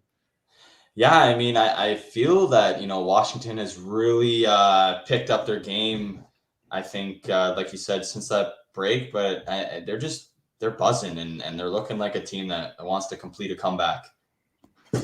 Wilson Pezzetta about upcoming. I hope not for Pezzetta's. I hope he's smart enough not to do that. Yeah, I mean, yeah, that would be very one-sided, I think. Yeah, well, there's also Xhekaj there too, right? Maybe that would be more interesting, but still, I hope Slavkovsky is okay. I don't think this is a situation where you have to stand up for your teammate per se. The hit happened. You got to just regroup and show them what you have in offense after this. Yeah, no, I agree with that. Agree with you, Michael, on that. Absolutely. So offside for the Washington Capitals. They'll have a face-off just outside of the offensive zone here. The fourth line out there with Condata right now. Now it's in the Montreal defensive zone, and Washington manages to come away with it, battling in the corner, but Montreal picks it up behind the net. Unfortunately, the Capitals once again lose possession of the puck in the offensive zone. Now behind the net in the Washington zone as Washington breaks it back out the other way. Almost a perfect pass there, but the pass misses. Mantha does hang on to it. Now at the point looking for a shot. That doesn't get through. Montreal Canadiens trying to clear it out. They managed to. It could be a 3-on-2 break here, but not a whole lot of options here as this is the fourth line. Certainly lacking a little bit of skill at the moment. And Washington headed the other way.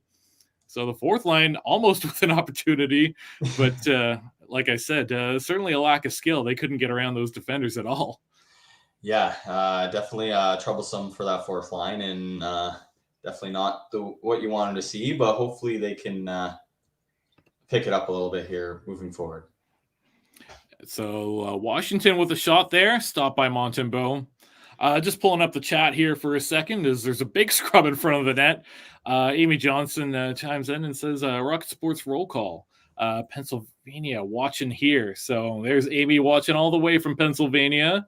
And let us know, too, where you're from. We're curious where everyone's from tonight. I'm in Montreal. I know you're out in the boonies in southern Ontario. Yep. But let us know where you're watching from. We've had viewers chime in from all over the globe before. We've had some from Australia. We've had some of the Philippines, Russia, I believe the UK and Ireland as well. So definitely let us know where you're from, too. And don't be shy. Get into that chat. Yeah, Habs fans are everywhere. Let's hear where you're Absolutely. from. Just watching the replay here of that Harvey Pinard hit on Nick Jensen of the Washington Capitals. Jensen looks like he came right off of his feet. He was like parallel to the ice almost. Yeah, that's a pretty big hit by Raphael Harvey Pinard. Hoping he's okay. Waiting for the puck to drop once again. It's going to be all the way in the Montreal zone. And it looks like Montreal is shorthanded here, or could be shorthanded pretty soon as we've got a penalty coming up. Yeah. Montreal coming the other way, though. About less than 10 minutes into this, less than 10 minutes left in this second frame here. So at the halfway point, it's Matheson there looking for options, but he's been completely surrounded by Washington players. Headed the other way, it's Ovechkin. That one gets a shot, but can't get through the net, and there's the penalty. Oh, I felt like the ref had his arm up for a while there. Absolutely. So waiting for the call on this one. Looks like it's going to be Montreal back to the penalty kill, and Pearson once again heading to the box. Yeah, not looking good for Tanner Pearson to be back in that box again this game, especially it being first game back from the All-Star break. Yeah, so certainly some boosted time on ice for one Tanner Pearson tonight. Normally, I think he's in a bottom six role, and he's been put out there on the power play and whatnot. We've gotten a good look at him. Any thoughts on his play? Being two penalties, it doesn't seem like a good game for him. Well, if we're trying to showcase Tanner Pearson, it's definitely not the right moves for him to be making here for Montreal Canadiens. And to be honest, I think his gameplay not where we want it to be. And if I honestly don't want to see him go in the box for a third time this game. Yeah, absolutely. Just looking at time on ice leaders for the Montreal Canadiens, Mike Matheson leading the way with just under 10 minutes. To be expected, he's been a leader on time on ice for most games, but still leading the way for forwards with 8 minutes and 15 seconds. Yoel Armia, and just behind him, Jake Evans with 7 minutes on the ice, and that's ahead of Suzuki and Caulfield. Suzuki was and Caulfield both with a little bit over 6 minutes. So, any takeaways from that? I think this has got to be the first game where they're taking a second, third role on time on ice here. Majority of the time, like you said, they've normally led the team in time on ice. So it's maybe has to do with the 3-0 lead at the beginning of the game. Maybe trying to give other players some ice time. Mm-hmm. So Montreal back to the penalty kill. That'll be the third time in this game that they're going to the penalty kill. Certainly some undisciplined and unfortunate calls for them so far in this one. Washington yet to convert. 0 for 3 on the power play. Let's see what they can do here, as it looks like both teams really struggling in terms of special teams so far this season. Yeah, I mean, both their numbers aren't looking too great for either side. And to be honest, I think I thought for sure Washington would have had a little bit higher, especially with Alexander Ovechkin, with the amount of power play goals he has throughout his career. But both teams have struggled with special teams, like you said, and hopefully they're able to kill this penalty off and hold Washington back. Absolutely. So Washington unable to do anything in the first few seconds of that power play as Montreal sent it all the way through the other end. They do manage to get it up and behind that Montreal net. Now set up in the Montreal zone, looking for their options here. Pass in front, right in front of Montembeault. Montembeault completely out of his net. Pacioretty with a shot that can't get through. That one's get blocked by David Savard. Montembeault's going to have to buy David Savard a keg after this one. And shot from the points, glove down by Montembeault. Ovi's not happy about that. Savard might be the MVP here for stopping that goal. I don't know what Montembeault was doing, but he was not even close to his goalposts.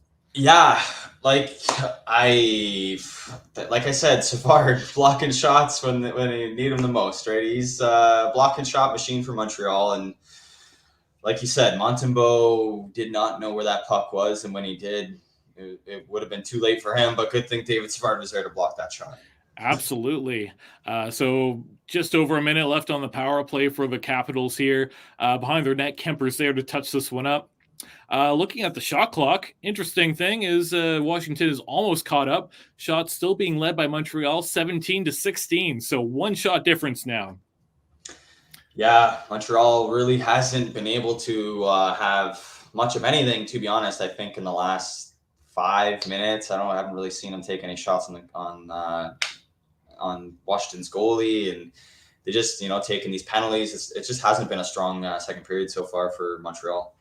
Yeah, absolutely. So about 30 seconds left on the power play for Washington. Couple of good chances there, but unable to set up since that. They might get one more opportunity here, depending on if they can get set up or not. Battling in the corner, but it's Montreal rimming it around.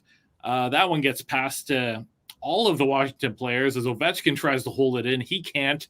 Now Montreal in their zone. Less than 10 seconds to go. I don't think Washington's going to get any more opportunities here.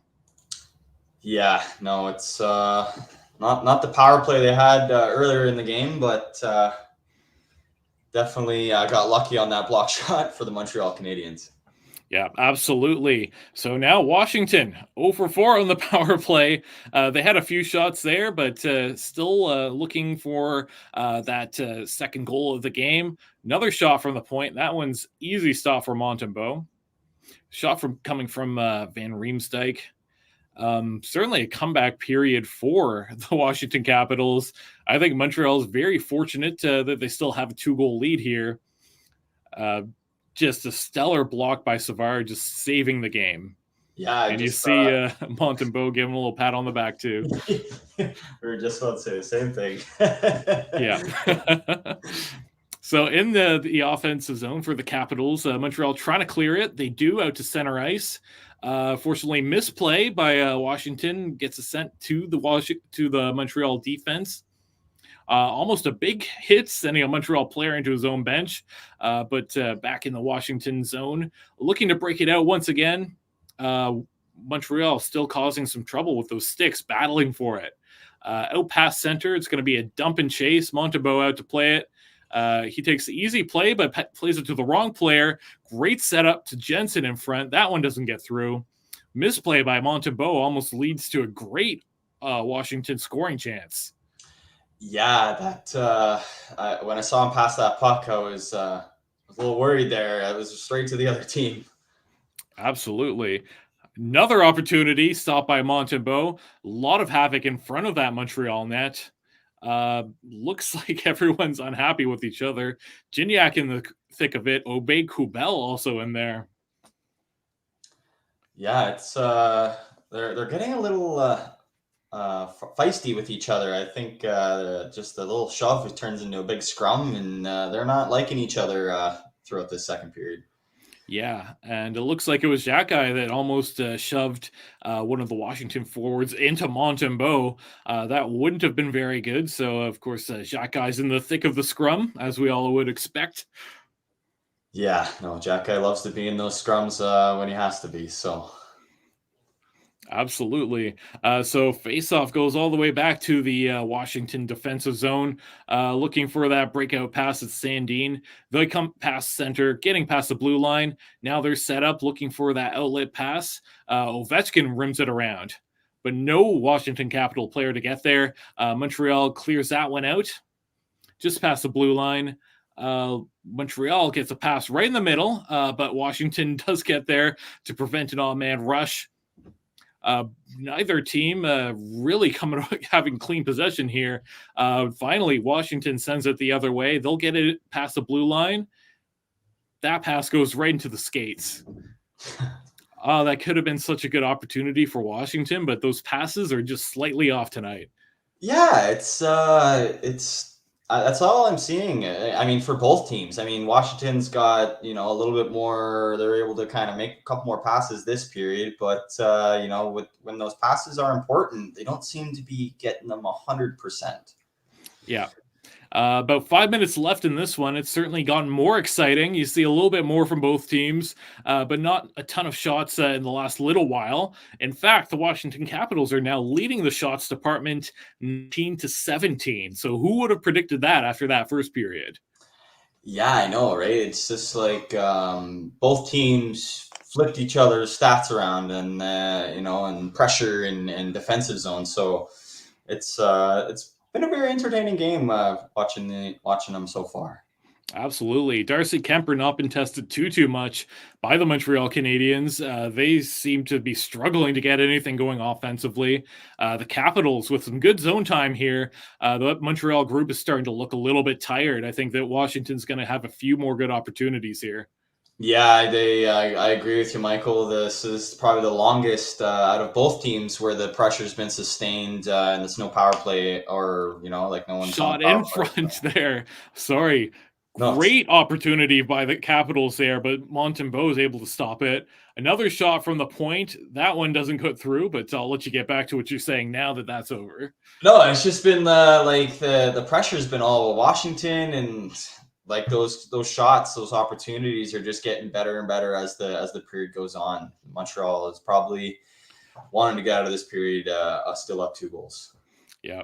Canadiens Connection pointing out rough and tough shift from the fourth Habs line.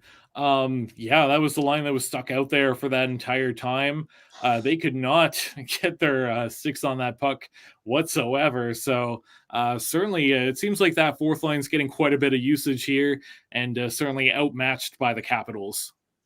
Yeah, it's definitely not what we want to see from our fourth line, but it's good to see the puck stayed out of the net, and we were able to get a couple lucky bounces here. Absolutely. So 3:30 left in this one. Washington still in the offensive zone, cycling this one around, but it looks like Montreal might get their stick on this one first. Washington's going to want to try and hang on to it. They do manage to keep it into the zone. Nice play there at the blue line. Still with the puck. It's Oshie. He passes it off. And now it's Sandin looking for a shot. Nice deflection there. That one can't get to the net, though. And Montreal finally clears that one out, but for how long? Yes. That's definitely the question, because right now Washington is coming at the Canadiens hard. Absolutely. So less than 3 minutes to go. It's been all Washington through this period. Looking at the shift length here, Matheson's been out there coming up on 3 minutes now. Same with Caden Gooley and Raphael Harvey-Pinard. Finally, they managed to clear it out enough to get a few changes going. Scary look there by the Washington Capitals. It's going to be a very tired Montreal Canadiens group now.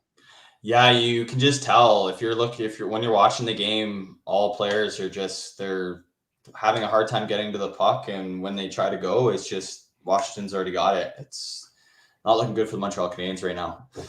Amy chimes in to say they've been out there for almost 3 minutes, and yeah, that's very tiring if you're a hockey player. A lot of these shifts are like less than a minute, so being out there for 3 minutes in your own zone, especially as a defenseman, that's certainly a tough task to do, and they weather the storm, fortunately, but they do get called for icing here, so right back to the Montreal zone. Yeah, I played hockey in the past, ice hockey competitively, just in some house league teams, some travel teams, but 3-minute shifts. Yeah, I would be sitting a whole round of shifts if I was sitting out there for 3 minutes. Absolutely. Just taking a quick look at ice times here. Matheson coming up on 16 minutes and 36 seconds of ice time so far in this game as we get to the third, coming up to the third period here. Normally, I think Matheson's ice time is just a little bit over 20. So being almost at 17 minutes and not being out of that second period, that's certainly going to be a rough situation. He's going to sleep well tonight for sure. Yeah, for sure. That's he's going to be a tired man at the end of this game, especially with a couple minutes left in this period and a whole third period to go, and trying to hold down a lead. I can guarantee Matheson will be on the ice a little bit there. So knocking on wood, you and I have certainly had our fair share of streams going to overtime and 12-round shootouts. I'm hoping we don't see that tonight. I'm not interested in that overtime work, but you never know. Just out of curiosity and just for fun, as I do have a few fun questions lined up for our intermission show, but a little preview. What are your thoughts on that 3-on-3 overtime format and then the shootout? Because I know that's been a topic of discussion for a lot of hockey fans over the past few seasons. Well, when it first came out, the 3-on-3, I was pretty excited for it. You know, it was fast. You know, it was end to end. It was great hockey. You know, the fastest skaters, the really good NHL players are able to kind of showcase their talent with a little bit more open ice. But you know, last couple seasons, I haven't really been enjoying the overtime because there's just been, you know, teams are just, they've gotten smart and they hang on to the puck. So it just kind of like slows the game down in overtime. But as for the shootout, I love the shootout. You know, it's good to have for the regular season. I'm not too big of a fan of it ever being in the playoffs, so it's good they don't. But I mean, yeah, the 3-on-3, it's, I guess I'm 50-50 on it. Yeah, I think that's good to say, and I wouldn't mind a little rule change up preventing those circle backs when you have possession in the offensive zone, because it seems like a lot of time that's where overtime gets boring. They don't see an opportunity, skate back the length of the ice, regroup, and then they try again. I want offense. I want things to keep moving. Yeah. I don't want to see a longer overtime. I know this is something that they've been trying in the ECHL. I believe they bumped it up to 7 minutes. But the other thing, too, is I really do like the shootout. I know not a lot of people do, but the argument I keep hearing is the shootout is a skills competition, and you don't have to convince me. I already enjoy it. So I'm assuming you feel pretty similarly about that?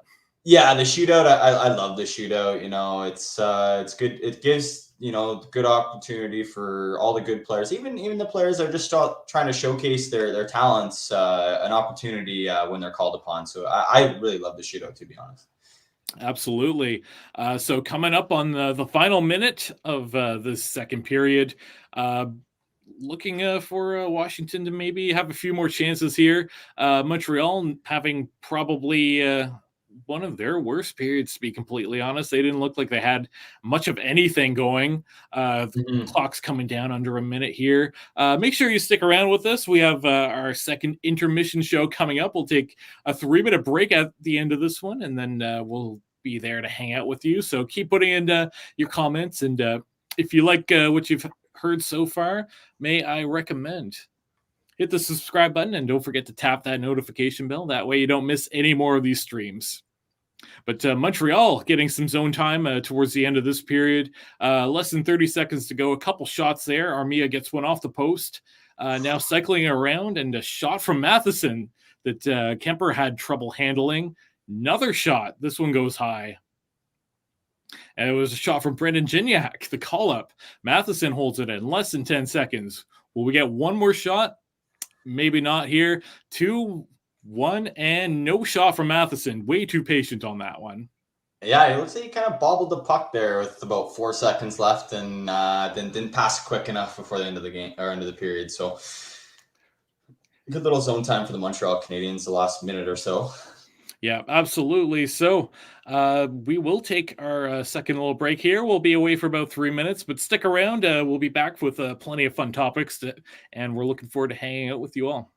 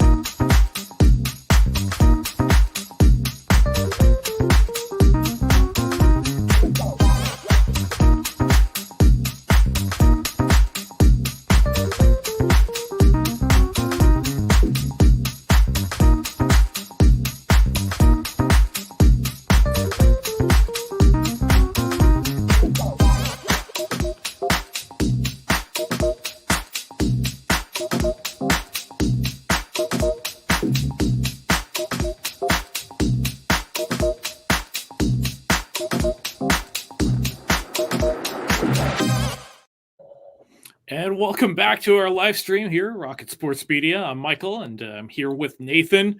Montreal versus the Washington Capitals tonight, and it is 3-1 for the Montreal Canadiens.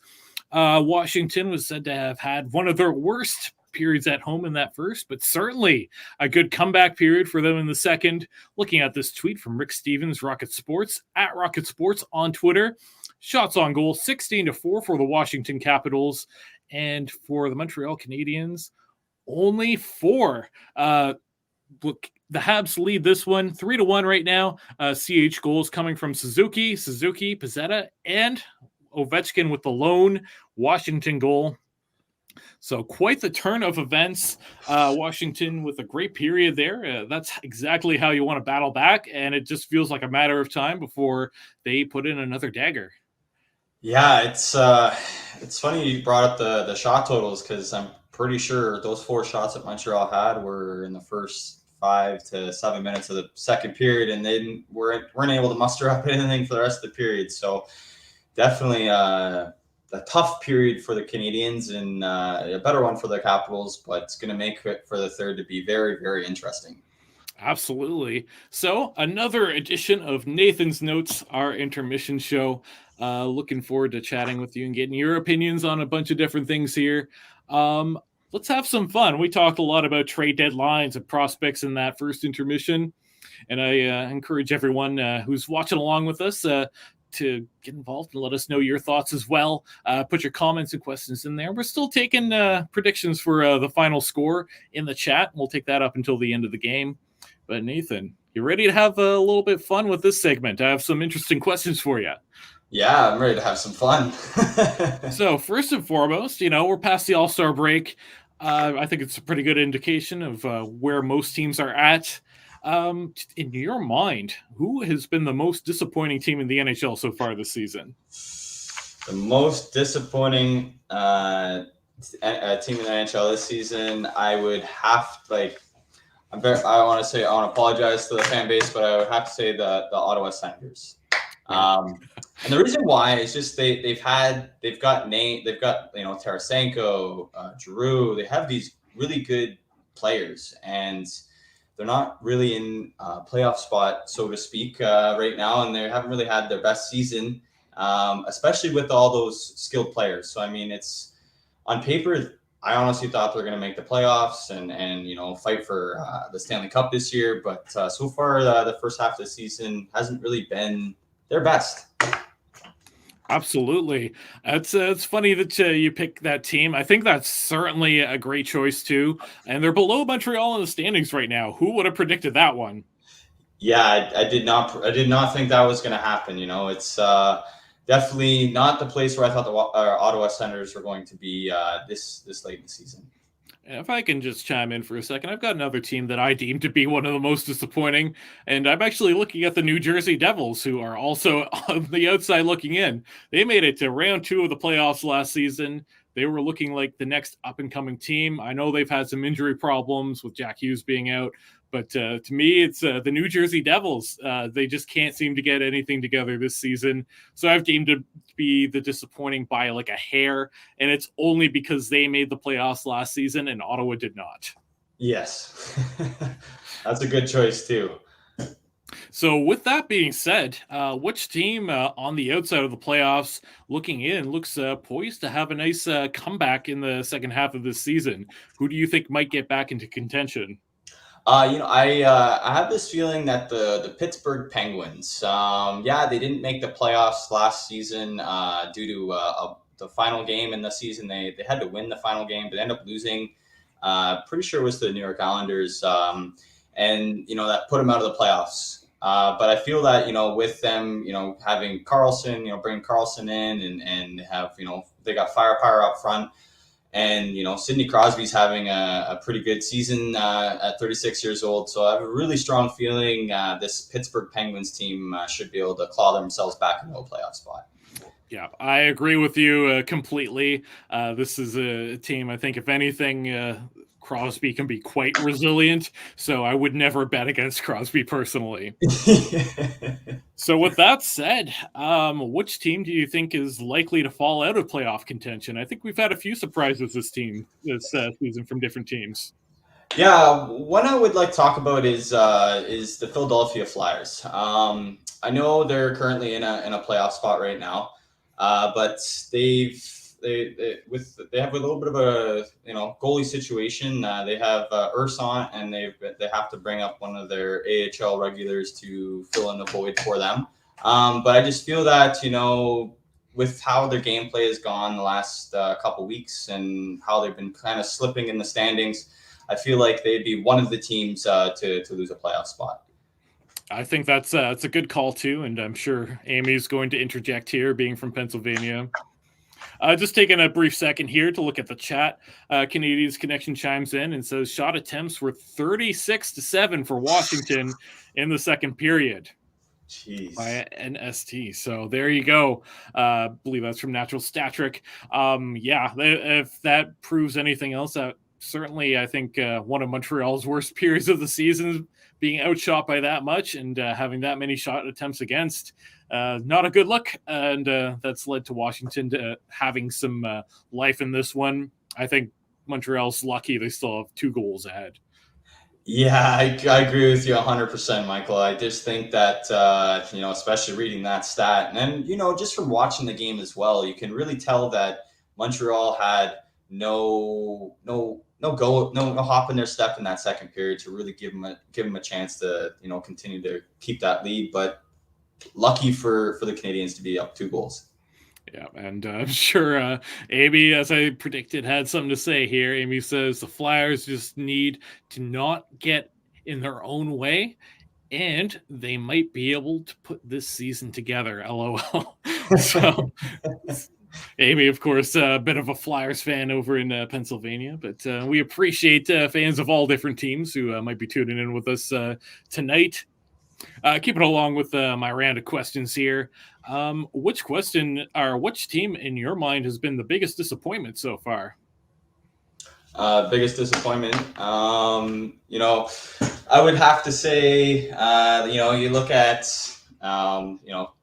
Columbus Blue Jackets is another team that's, they've got some good name players on their team, and they're not doing as well as I pictured them to do. Johnny Gaudreau, Patrick Laine, those players, had a season, 2 seasons ago, they had great career seasons for them. So it's just unfortunate to see Columbus not being able to muster up a lot to right now. Is there any specific player that comes to mind, or just everyone on Columbus? Like I was saying, I would have to say, like, Johnny Gaudreau, Patrick Laine, yeah. Who else is like Zach Werenski on defense? I think it would have to be like a whole team thing, because it'd be hard for me to be like, hey, because of these 3 players, this team's not going to make the playoffs. It's just it definitely has to be a team effort for them all to make the playoffs. Yeah, absolutely. Just taking a quick look at the chat here. Once again, Canadiens Connection chimes in. Yoel Armia remains Montreal's most used forward. 12 minutes and 7 seconds of ice time after 40 minutes. So, yeah, that's certainly interesting. He seems to be getting a lot of usage tonight. Like I said, possibly displaying him. I've not noticed him a ton. The other thing to note, too, is I believe he's one of the guys that would play on the penalty kill, and Montreal has been on the penalty kill for quite a bit of time. Yeah, no, I mean, I agree with you, Michael. With Joel Armia having that much ice time, but I guess that kind of goes hand in hand, like you were saying, with that penalty kill, and it's good to see. But hey, it's the puck staying out of the net too as well, so it's good for the penalty kill for sure. And Canadiens Connection with a follow-up. Brendan Gignac, 9 minutes and 9 seconds in ice time. No shots, 2 of 6 on the face-off dot. Yeah, not a great night from Gignac. I've seen him get like a little bit involved, more in terms of like grinding and being a physical presence. But yeah, certainly not having that big an impact on the game so far. Yeah, it's I agree with you, Michael. I've only really saw, like you were saying, just getting scrums, playing his body a little bit, but he's still probably just trying to figure out kind of where he needs to be for the Habs, but like 2 for 6 on the faceoff dot kind of hurts us a little bit. Yeah, for sure. A couple more questions for you. In your mind, so far to this point of the season, is there someone that stands out as the most improved player this season?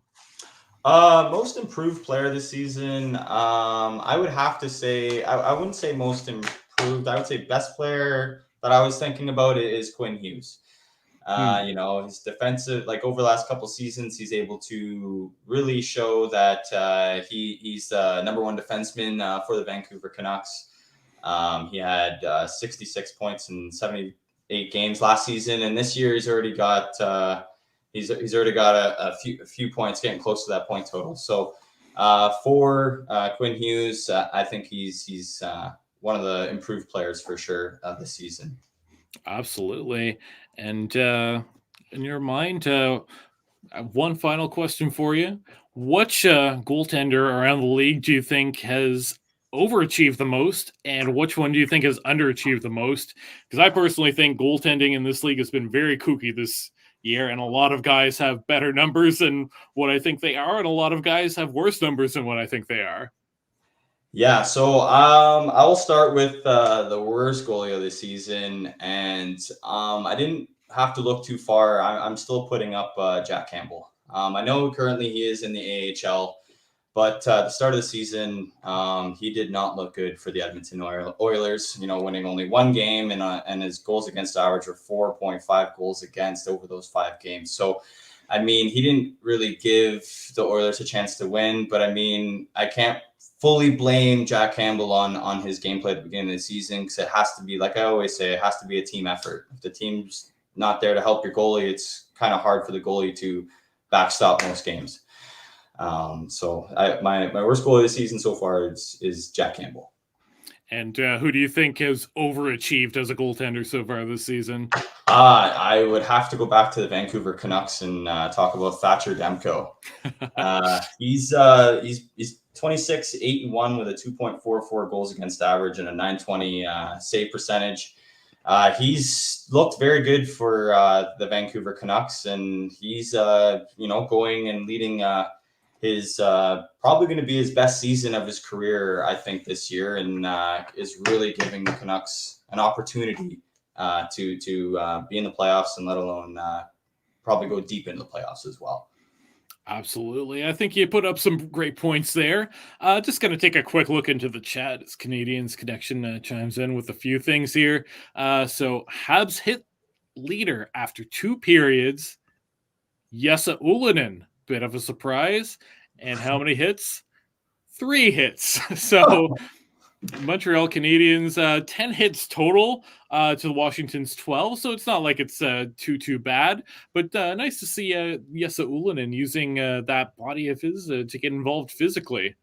Yeah, it's I didn't think he played the body as much as he has this game, and it's good to see he's trying to do everything he can to help the Canadiens maintain that lead going into that third period. Nice. A couple more questions for you as we continue along during our intermission show here. And once again, I'll just invite everyone into that live chat that we have going to let us know all of their thoughts and ask us any questions they might have. I'll give you a shout out too. But did you watch any of the All-Star game this past weekend, or the skills competition, the draft, any of those events? To be honest, unfortunately, I didn't watch too much. I didn't watch any of the All-Star game, to be honest. Yeah. Just over the last 7-8 years, it's hasn't really been appealing to me. And I'm more of a guy that wants to see kind of go back to East versus West, and bring out the best on best during the skills competition and the All-Star game. So I mean, I heard of certain things happening, stuff like that, but honestly, I didn't really pay attention too much. But I did chime in a little bit, like on watching replay stuff like that. Nice. So from what I've heard and just from general replays I've watched, it sounds like they got the skills competition down pretty well. People like the obstacle courses. People liked watching McDavid. And with that, it sounds like there's no All-Star game next season. Instead, we'll get an international tournament with 4 teams: Canada, USA, Sweden, and Finland. And then Bettman has also gone on to say that looks like in 2026, the NHL players will be going to the Olympics. So how do you feel about this? Honestly, this is I have been waiting for the NHL players to go to the Olympics when McDavid and McKinnon and Crosby, all those players being on one team. That's going to be a treat for us and treat for the country of Canada. And honestly, it'd be a treat for all countries being able to see all your top NHL players and being able to give them an opportunity to win gold for their country. I feel like this is the right step for the NHL to be able to allow this to continue. Absolutely. I agree with you there. And with that, yeah, we're both in Canada. I'm just curious, how do you think Canada's going to rank? And there's a big question in goal for Yes, this Canadian team. The question in goal is where I don't know how to really answer it. Like right now, it could be like Aiden Hill or Stuart Skinner, but 2 years down the road, it could be a Devin Levi coming up and getting better. It's hard for me to choose who's going to be in there because it's kind of a little bit far away. And as for the rankings, I think the rankings are going to be based off who's going to be there defensively and goaltending. So I feel like our forwards are going to be pretty strong going in for Team Canada, but for defensemen or for defensemen and goaltending, I think that's where it's going to be undecided until closer to the event. Absolutely. So third period underway here. Puck was dropped just less than a minute into this one. Montreal Canadiens still up 3-1 on the Washington Capitals, but Washington leading shots 21-18, and it's Montreal with an offensive zone face-off here. Continuing along that discussion, speaking of Canada, what do you think about the potential of Canada bringing the Stanley Cup back home? Is there a Canadian team that you think has stood out so far this season enough to have a potential to bring that Stanley Cup back to Canada? Well, I have 2 teams I feel that have been doing well throughout the season. Would be Vancouver Canucks and Winnipeg Jets. As you know, Winnipeg just picked up Sean Monahan from Montreal, being able to boost their centerman position. And Vancouver's just been on a tear this season. With their players all having, I've got to say, if it continues the way it's going, they're all going to have career seasons. But a third team that's kind of trickling in is the Edmonton Oilers. They're on that 16-game win streak, looking unstoppable, and it's looking really good for Canada. I think the hopes are high for a Stanley Cup to come back. Nice. So not the Montreal Canadiens. Yeah, unfortunately, not the Montreal Canadiens, but our time will come. Yeah, I think that's fair enough. So coming up on the 2-minute mark into this third period, in the offensive zone for the Washington Capitals, puck's at the point. Nice pass, switching up to the other side of the point. Stopped by Montembeault. Bang at the puck. Can't get it through. That one gets blocked. Washington hangs on to it. Looking for a pass at the point. Shot blocked once again. So Montreal doing a good job with the block shots. Blocked 17 so far this game. Yeah, now it's McMichael behind the net, looking to put it in front, but they can't generate anything. And despite the fact that the puck has been in Montreal's zone, if anything, they've been blocking shots, right? Yeah, I mean, it's been majority in Montreal's zone, and blocking shots seems to be a strong suit for Montreal. I mean, it's we've been blocking lots of shots today, and that big block shot for David Savard so far has kept us with a 2-goal lead. So. Yeah, absolutely. So Washington looking hungry after going down 3-0 in that first. They've shown a lot of life. They had a great second period, looking strong in this third period, trying to get some opportunities. Where they're looking for opportunities, though, is point shots and just scrambles in front of the net. Is that something you've noticed too? Yeah, it seems to be, take a shot, see what you get in the rebound, tip it. I think they're trying to get stuff from the point, and you can see the forwards just they're heading towards Montembeau there and trying to bang in whatever they can. Absolutely. Now it's Ovechkin behind his net, looking to find an outlet pass up. Fortunately, that doesn't go anywhere, and it's Montreal coming the other way. Now it's Slavkovsky in the offensive zone. He gives it away. Washington the other way with speed. Coming up along the boards here. Can't find any options, and nice defensive play there by the Montreal defender. I believe that was Caden Gooley who stopped up that rush. Yeah, no, that was a good play defensively, and it's been an all right start to this third period, and I think both teams are just trying to put the pressure on each other to see who's going to crack first on getting the next goal. Yeah, absolutely here. So as both teams kind of sort things out and see who's going to take the next bunch of zone time, quick question about all-stars and skills competitions here. What do you think about the PWHL? Do you think that they should have their own sort of thing going on the same way that the NHL and AHL do, or do you feel like they should get involved in the NHL's events? Well, I mean, we saw a little bit of the women be able to have a little bit of an all-star kind of 3-on-3 game. But I truly think, since they do have their own league and they're trying to grow, their game, I think for them to have their own all-star weekend to really show off like all the great professional women hockey players, and it goes down the line, younger girls and like in sports that they'll start to see, oh, I want to be part of that all-star game. It brings more love to the game, and I think it gives more opportunity for all men and women in the sport. Yeah, absolutely. I like the way you put that too. Yeah, it's just I love how we opened up a women's league and giving opportunity, and I love it. I think they need to have their own all-star game.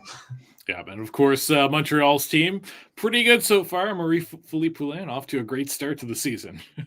Yeah, it's a great start to that season, and I'm just happy to see the hockey. It's great product, and it's only going to keep getting better and better as every season goes on.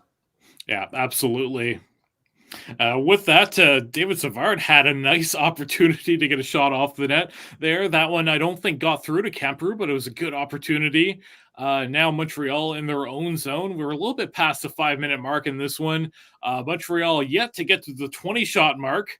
Who would have seen that coming after the first period they had in Washington? Yeah. Well over 25 shots on net. Now they have a nice breakout here, scored by Montreal, and it comes back the other way.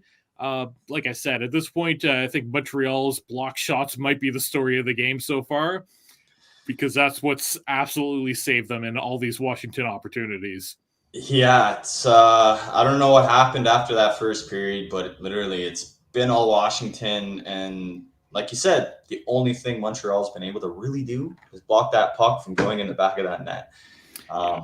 So it's definitely need to change that outlook on the rest of the period for sure. Absolutely.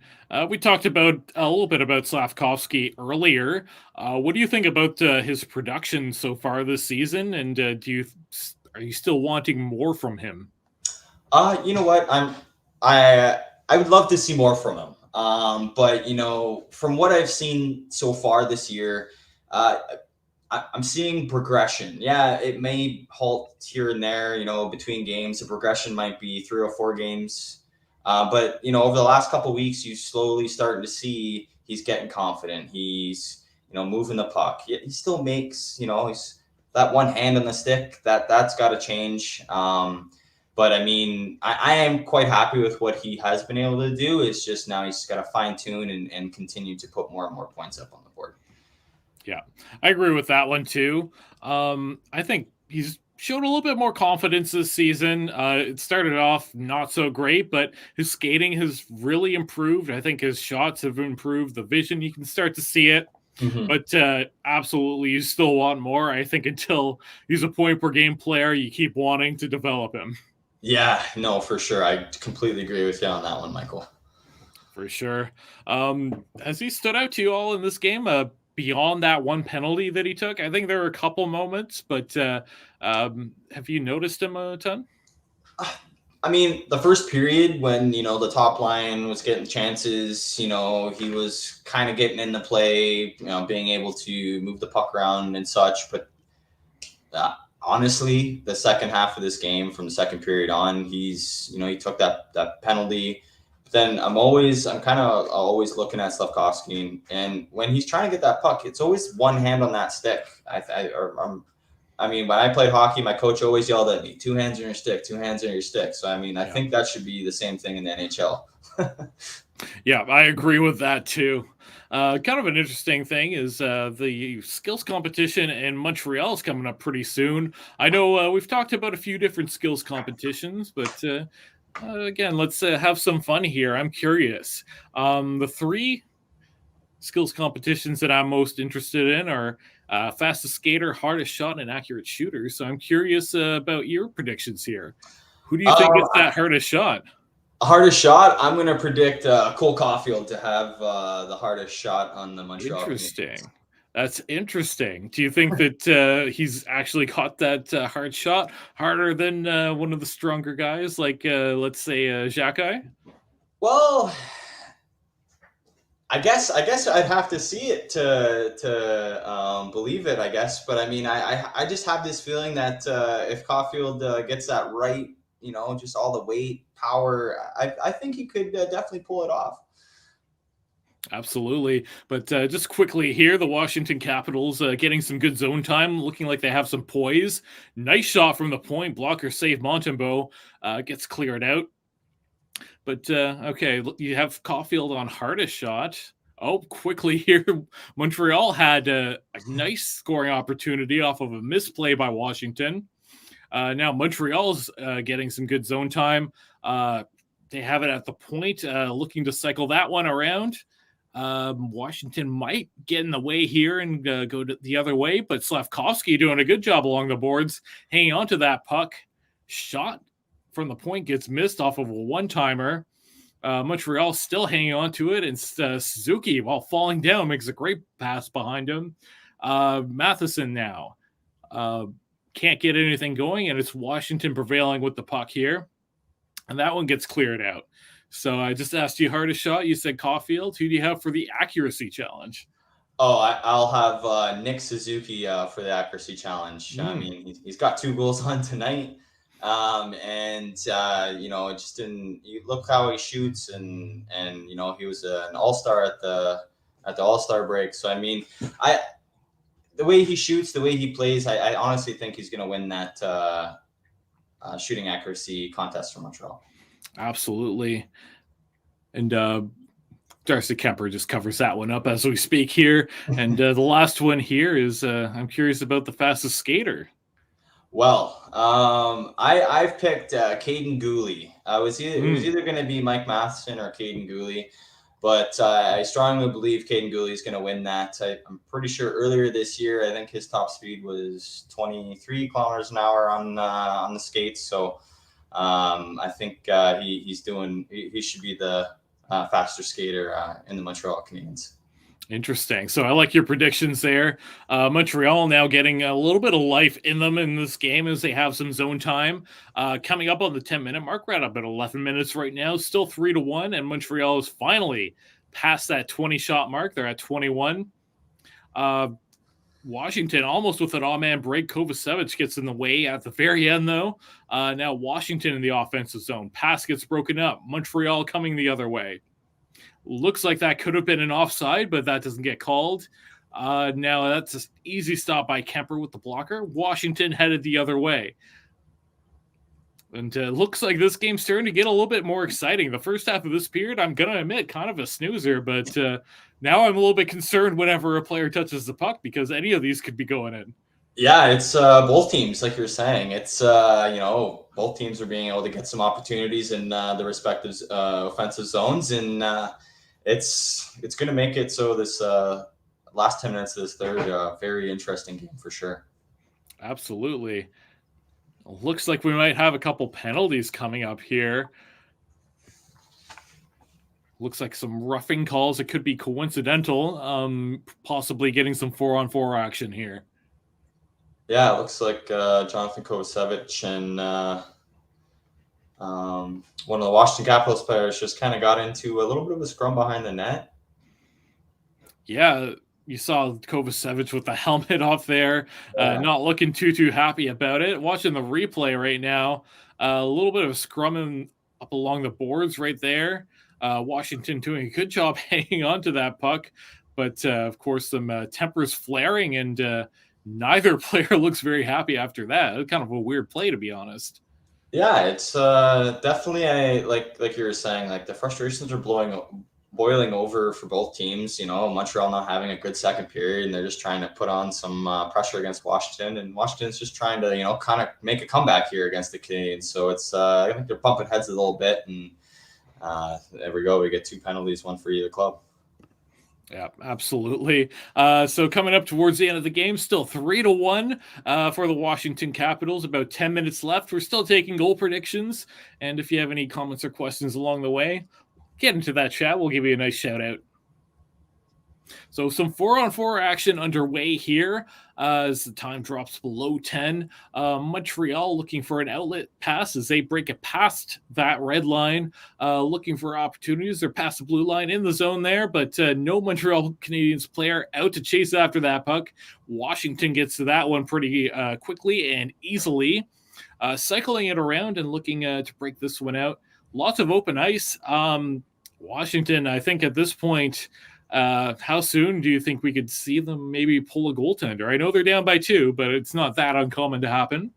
Yeah, I mean, we've seen plenty of goalies being pulled at different times of a third period, but I think because they're down 2 goals, I would see Darcy Kemper getting pulled at least 5 minutes left in the third to at least try to get 1 goal. Yeah, makes sense. Amy chimes in saying that her prediction, mine is still 4-2 for Montreal. Could happen. And to be completely honest, I would not be surprised by that either. The way these goals have been happening, they've been coming in bunches. Suzuki had scored 2 within about 2 minutes in that first period, so I don't think we'd be too surprised if that did happen still.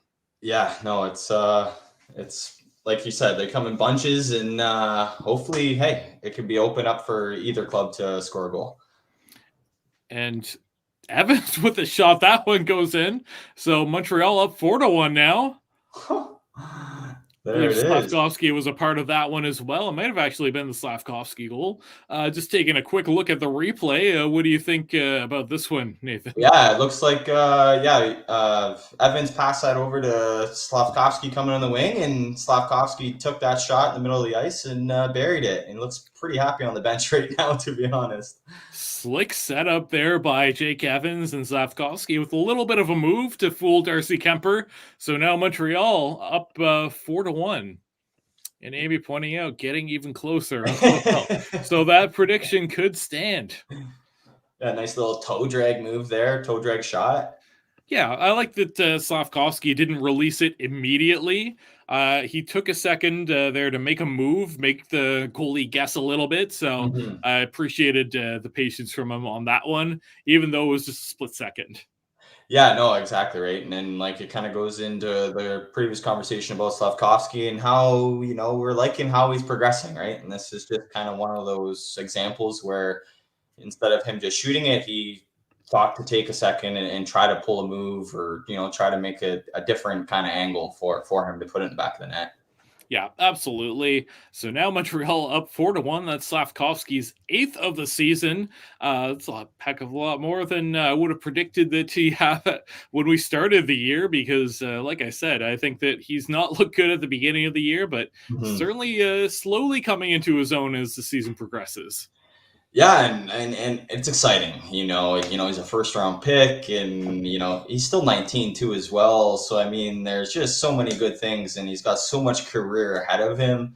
I think this player is going to be it's going to be a good pick for Montreal, I think, moving forward, and especially for Slavkovsky as well.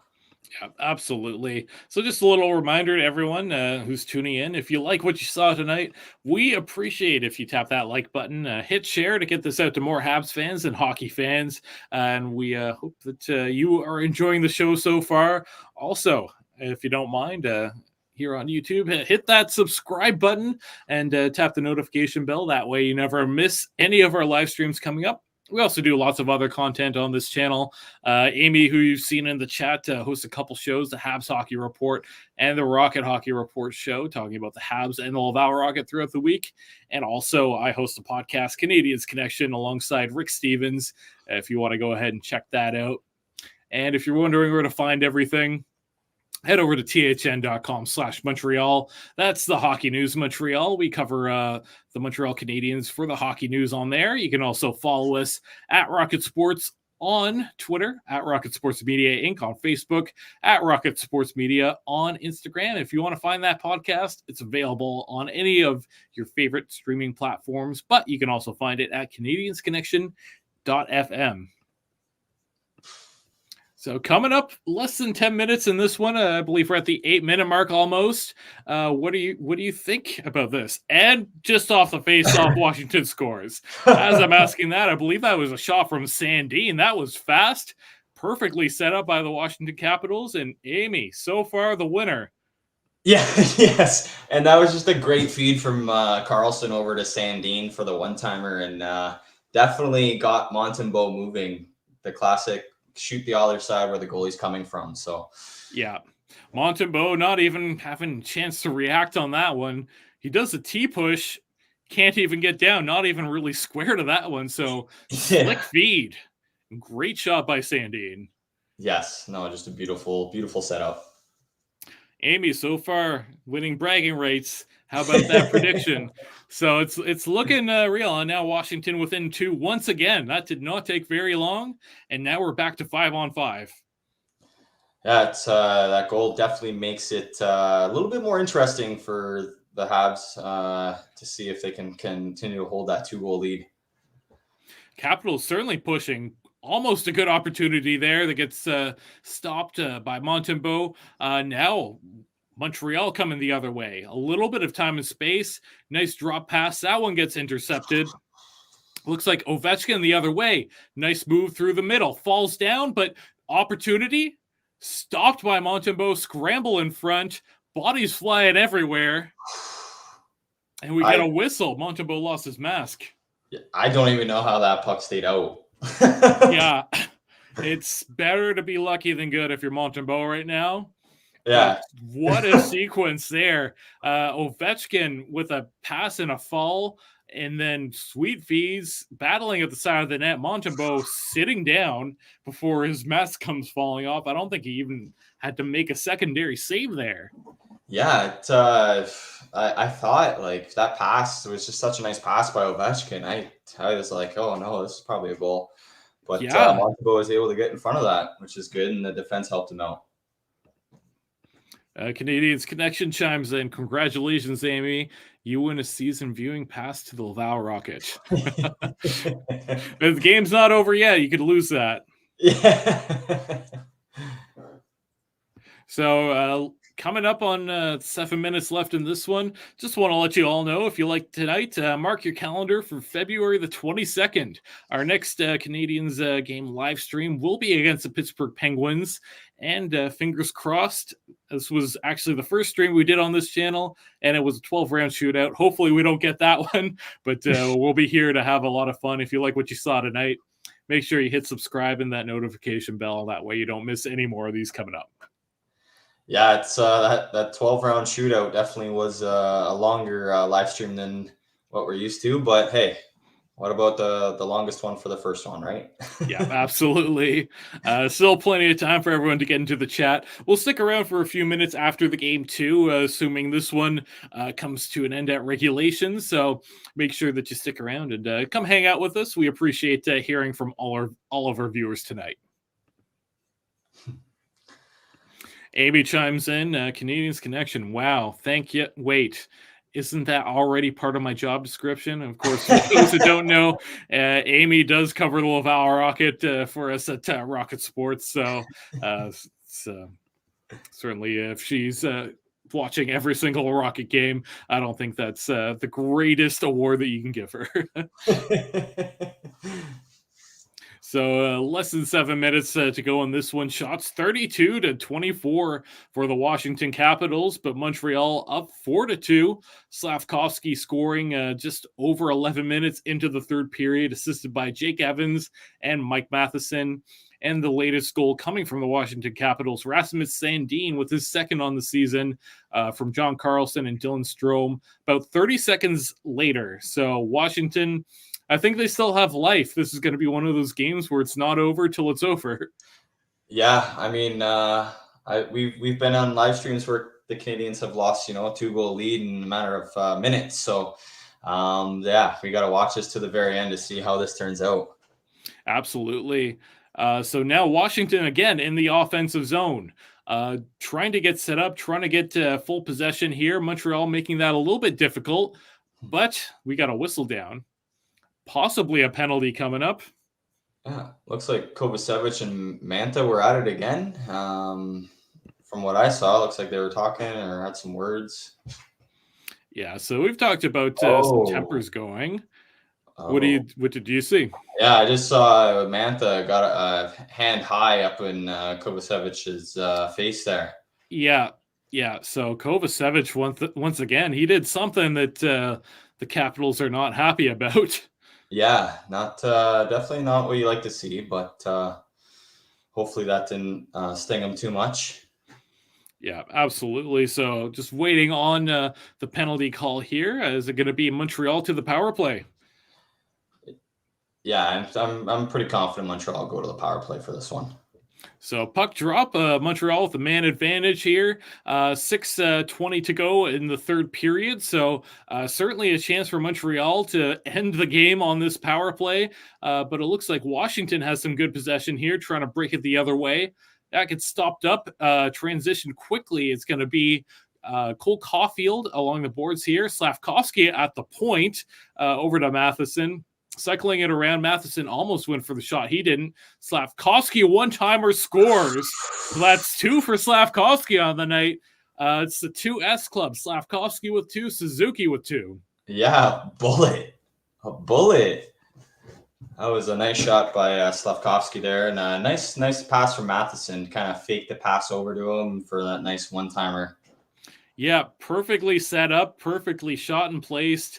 Not much that Darcy Kemper could do on this one. Just looking at the replay here, nice patience, good setup, good formation. And Slavkovsky from the Ovechkin spot gets the shot on net. Yeah, just beautiful placement in the net. Like that was just top corner. That's nice to see. I love it. I love when I see one-timers just so clean like that. Yeah, Darcy Kemper tries to get over, but just too good a shot for him to be able to handle. And with that, Amy Johnson's prediction is now dead. And Amy shaking the fist. So close. So Montreal up 5-2 on that one. Slavkovsky on the power play, his 9th of the season from Mike Matheson and Nick Suzuki. Yeah, it's good to see Slavkovsky getting 2 goals tonight and Suzuki getting another point on his point total tonight too as well. It's that first line has looked pretty good, to be honest. So now Montreal 1 for 2 on the power play. So that's certainly some decent special teams coming from Montreal, and that could be the difference.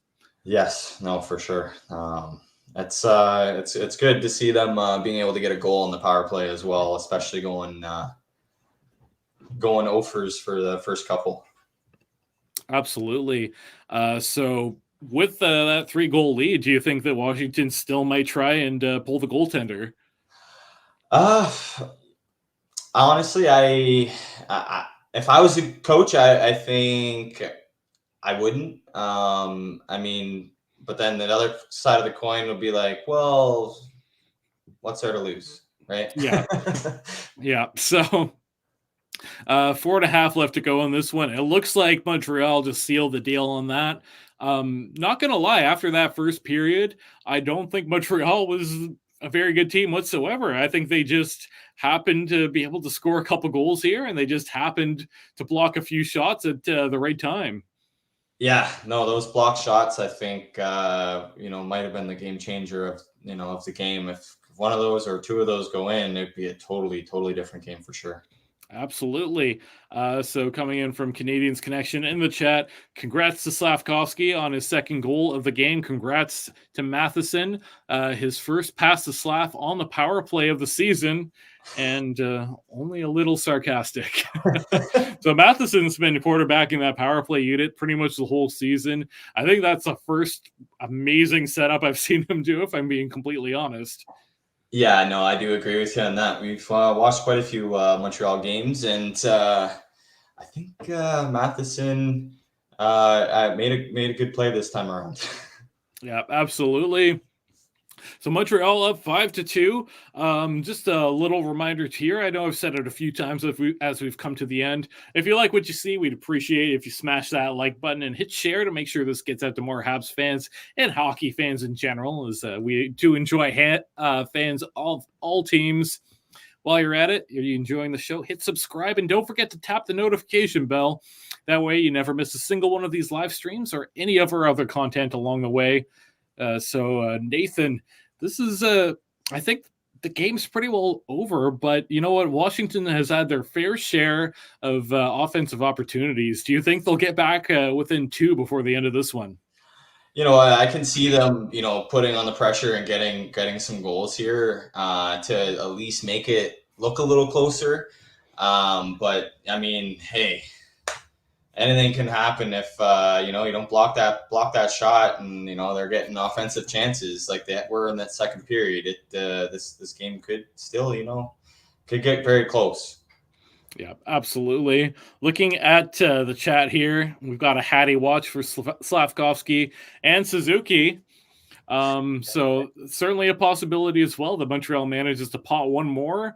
And I think you give both of these players plenty of ice time as you approach the end of the game, right? Oh yeah, for sure. I mean, I would love to see Slavkovsky get his first hat trick in the NHL. That would be a milestone for sure to see, and it would always be good to see Suzuki get another hat trick in for his career as well. And speaking of Suzuki, guess who passed Yoel Armia in terms of ice time for forwards? Nick Suzuki ever so slightly does that, and Armia is still at 11:09. Suzuki with 11:27, but of course three defensemen ahead of him.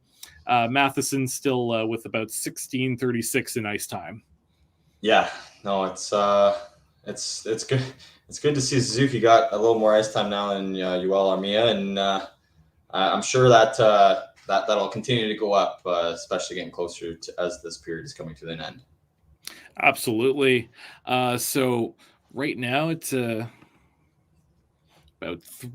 3 minutes left in this one. Washington in the offensive zone yet again, looking a little bit disorganized, but trying to find some kind of a pass. They managed to connect Montreal, not making it easy as they're putting the body on every single player here, swarming everyone. Washington being very strong on that puck, though, hanging on to it. Yeah, you see, like when they got one guy chasing the puck, and then you see the man-on-man defense that Washington's doing in the offensive zone, which is really helping them, stay in that zone and maintain that pressure. Absolutely. So Washington regrouping in their own zone now. They're not giving up that easily. I like the poise from the Washington Capitals. They could have said that it was over after that first period, but like I said, I think they've been actually the better in the last two here. And it's just they've not been able to capitalize on any of their scoring chances as they get a shot from the point from Van Riemsdyk. Montembeault managed to shut that one down and cover it up. Yeah, just I agree with you about the Washington Capitals here. Like, just if you look at the replay on this last play, it's just a puck luck, right? You couldn't just get a stick on it to put it in the back of the net. That seems to be some of the case for the Washington Capitals on their opportunities. It looks like that was Pacioretty that had a couple of swings at the puck there, just could not put it in. Another shot from the point, stopped by Montembeault. Washington holds it in behind the net now. Now it looks like Montreal has control of the puck, but a little bit of a battle. Will Washington hang on to it? And they manage to, trying to send it behind the net, but they can't get it anywhere. Suzuki can't clear the puck. Finally, Montreal does manage to get it out, back out to center. Less than 2 minutes to go. Washington showing a lot of speed here. Showing that they're not giving up at all, and that Montreal defense still blocking a lot of shots, but seems like Washington has managed to figure them out a little bit. Yeah, no, I do agree with you on that, Michael. And like Washington, they're still trying to apply the pressure, like you said, and they're looking good, and hopefully maybe to help their point totals, like for personal totals, maybe they can get a goal or two before the end of the period. Block shots for Montreal now up to 20, whereas Washington was 6 so far. So you can see that that's clearly the story of this one, and Montembeault certainly having a lot of help out in front of him. Yes, no, he definitely is getting a lot of help in front of him, and he's definitely going to be buying some dinners for some on all these block shots. Yeah, absolutely. Coming up on 1 minute left here. Seems like the deal has been sealed, but Washington still quite a few great opportunities. I think Montembeault with a bit of a lucky save there. That one went under his pad. Final minute now. Montreal does clear it out the center, but once again, Washington grabs that puck. Just a little reminder to everyone, February 22nd is the next time that we're doing one of these streams. And also, you're going to want to stick around for a few minutes after the game, as we'll have a nice post-game show and plenty of fun stuff to talk about, as this has been quite the game. I think we'll have some fun. Yeah, no, it's... I agree. It's been quite the game, and looking forward to the post-game thoughts. Canadiens Connection chimes in. Quiet game for Arbor Xhekaj. 11 minutes and 47 seconds on the ice. Xhekaj's had a few physical moments, but certainly hasn't been a big factor. He did get an assist off of that second Suzuki goal, though. It was a nice feed, I think.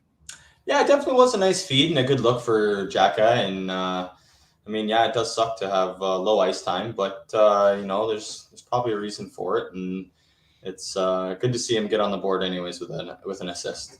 Yeah, absolutely. About 30 seconds. Yeah, a little bit under 30 seconds left. Washington at 33 shots. Montreal at 25. A bit of a lopsided game in terms of the score, but I don't think that score has shown what this game has really been. But Montreal really taking that 3-0 lead in that first period and dragging it right until the end.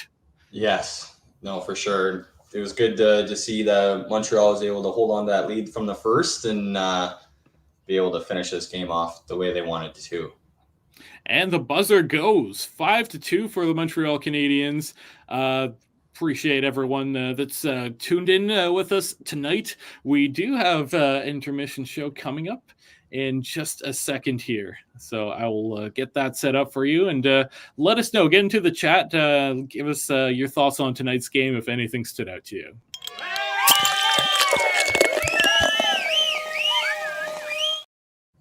So the last round. So tonight's game, certainly Montreal was great in that first period. Washington having one of their worst periods at home of the season, as Montreal got off to a 3-0 lead in that first period. Suzuki scoring a pair within a minute of each other. First goal coming at 6:42, assisted by Caulfield. The next Suzuki goal coming at 7:39, assisted by Arbor Xhekaj. A few minutes later, it would be Michael Pezzetta with his third goal of the season, coming from Raphael Harvey-Pinard.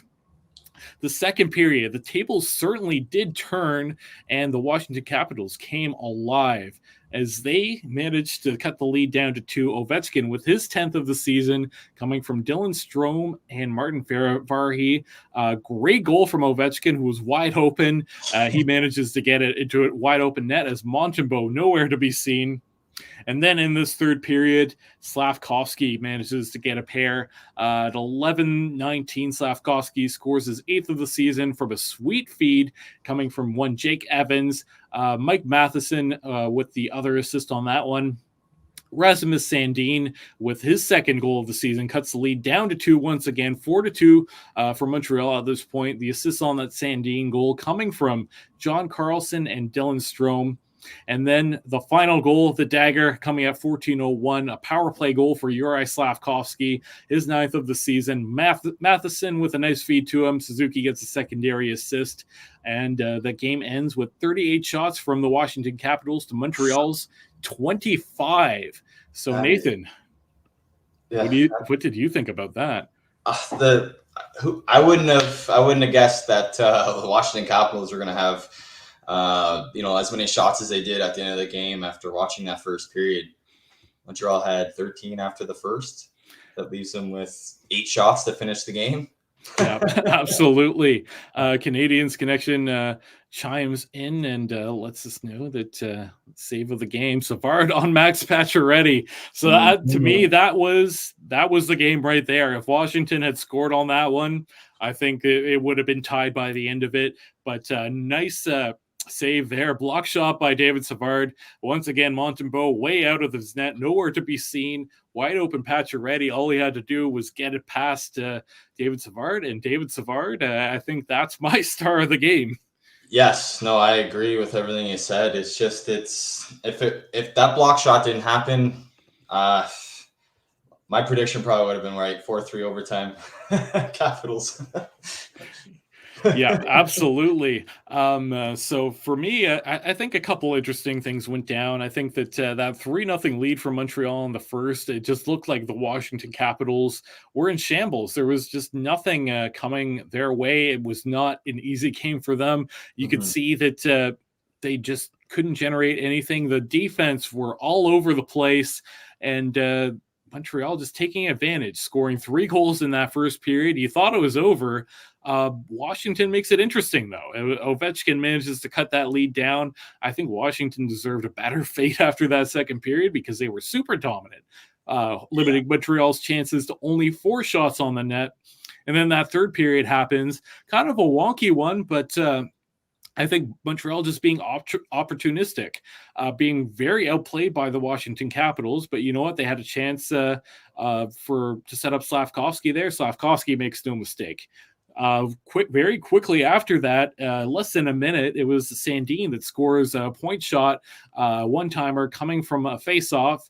And then not too long after that, about 3 minutes later, a bad penalty taken by the Capitals. And once again, Slavkovsky gets set up perfectly. And that might be one of my favorite Slavkovsky goals that I've seen. Yeah, no, that rocket from the setup from Matheson was definitely a good shot. And like you said, I agree. It's probably one of his best shots. And I am looking forward to seeing many more of those this season. That's for sure. Yeah, absolutely. What do you think stands out to you as the best play of the game? Well, outside of that block shot, I'm going to say the best play of the game would have to be, where the first period where Montreal Canadiens took a 3-0 lead against the Washington Capitals. I think those 3 goals really put it in perspective for the Washington Capitals that this was going to be a hard game for them to play, and they had to pick it up. And honestly, I think they did. Just it's unfortunate they didn't get the puck bounces they wanted to come back and win the game.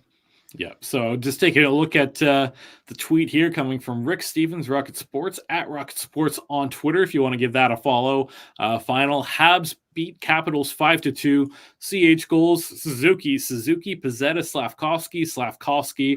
The next Montreal Canadiens game is going to be against Dallas at home, Saturday at 1 p.m. So make sure that you're following along on that Twitter account for all the amazing live tweets there from Rick Stevens, Rocket Sports. If you want to hang out with us again, our next stream coming up on February 22nd. So make sure you hit subscribe and that notification bell. Nathan, follow-up question to your best plays of the game. Was there anything that stood out as the worst play of the game? There's well, for starters, just the amount of penalties being called against Montreal. The penalties, that's what kind of let Ovechkin get that goal for him, was being able to get the opportunities and put the puck in the net, right? So I think for the bad play of the games have to be the penalties that Tanner Pearson took and the others on the Montreal Canadiens have taken. Just because that kind of helped Washington kind of stay in the game a little closer than what we wanted. Yeah, so although Washington went over 3 on the power play, I think they generated a lot of momentum off of those 3 power play opportunities, getting a lot of zone time, a lot of shots on net. I think that Ovechkin goal didn't come too long after one of their power plays.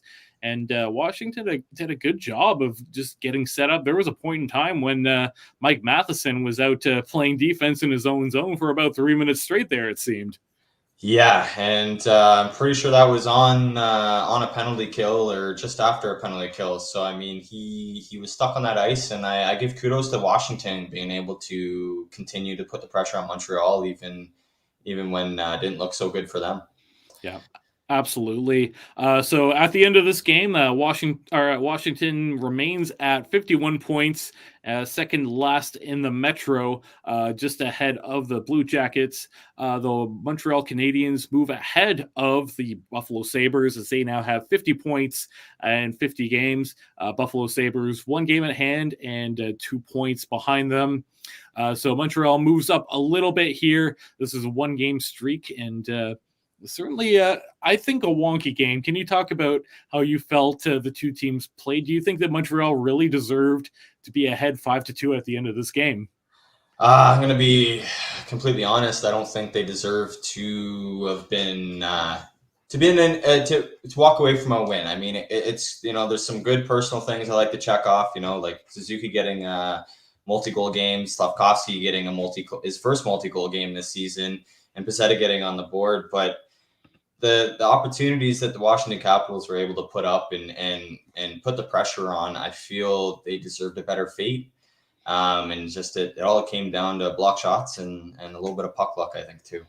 Yeah, absolutely. Just a little reminder here to all of our viewers, we do have that live chat going, so drop your comments in the chat. If you have any questions too, we'll get to that. We enjoy hanging out with everyone during these live streams. We've done a few throughout the season. We're going to do a few more. So if you enjoyed everything tonight and you have some comments to let us know, we'll give you a shout out in that live chat.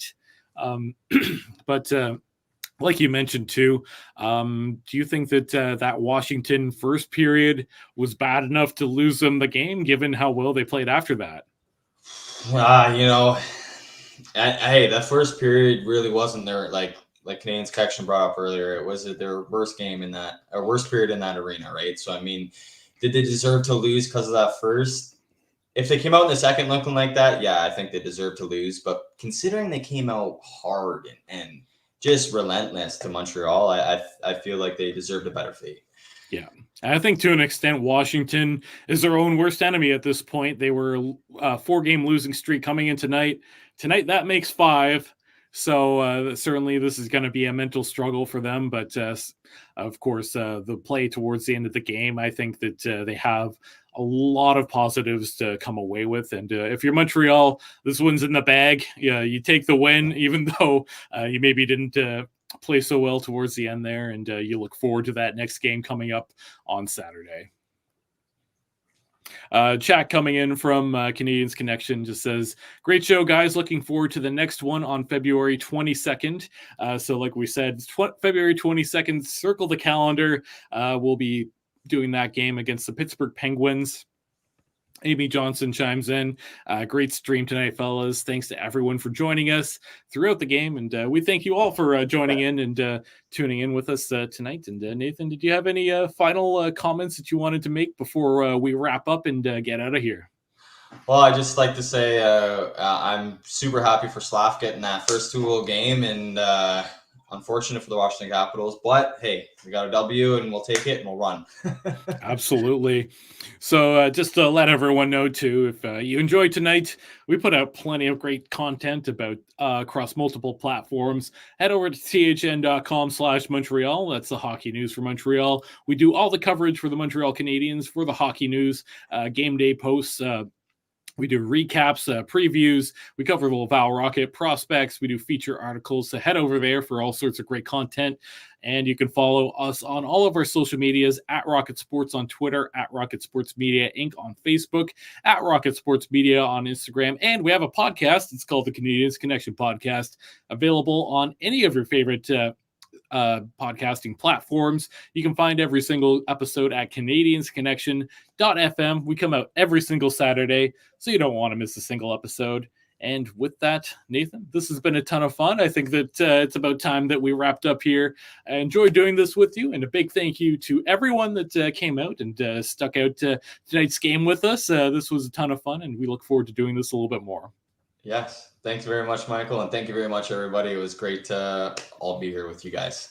Absolutely. So have yourself a great night, and we'll be back here on February the 22nd.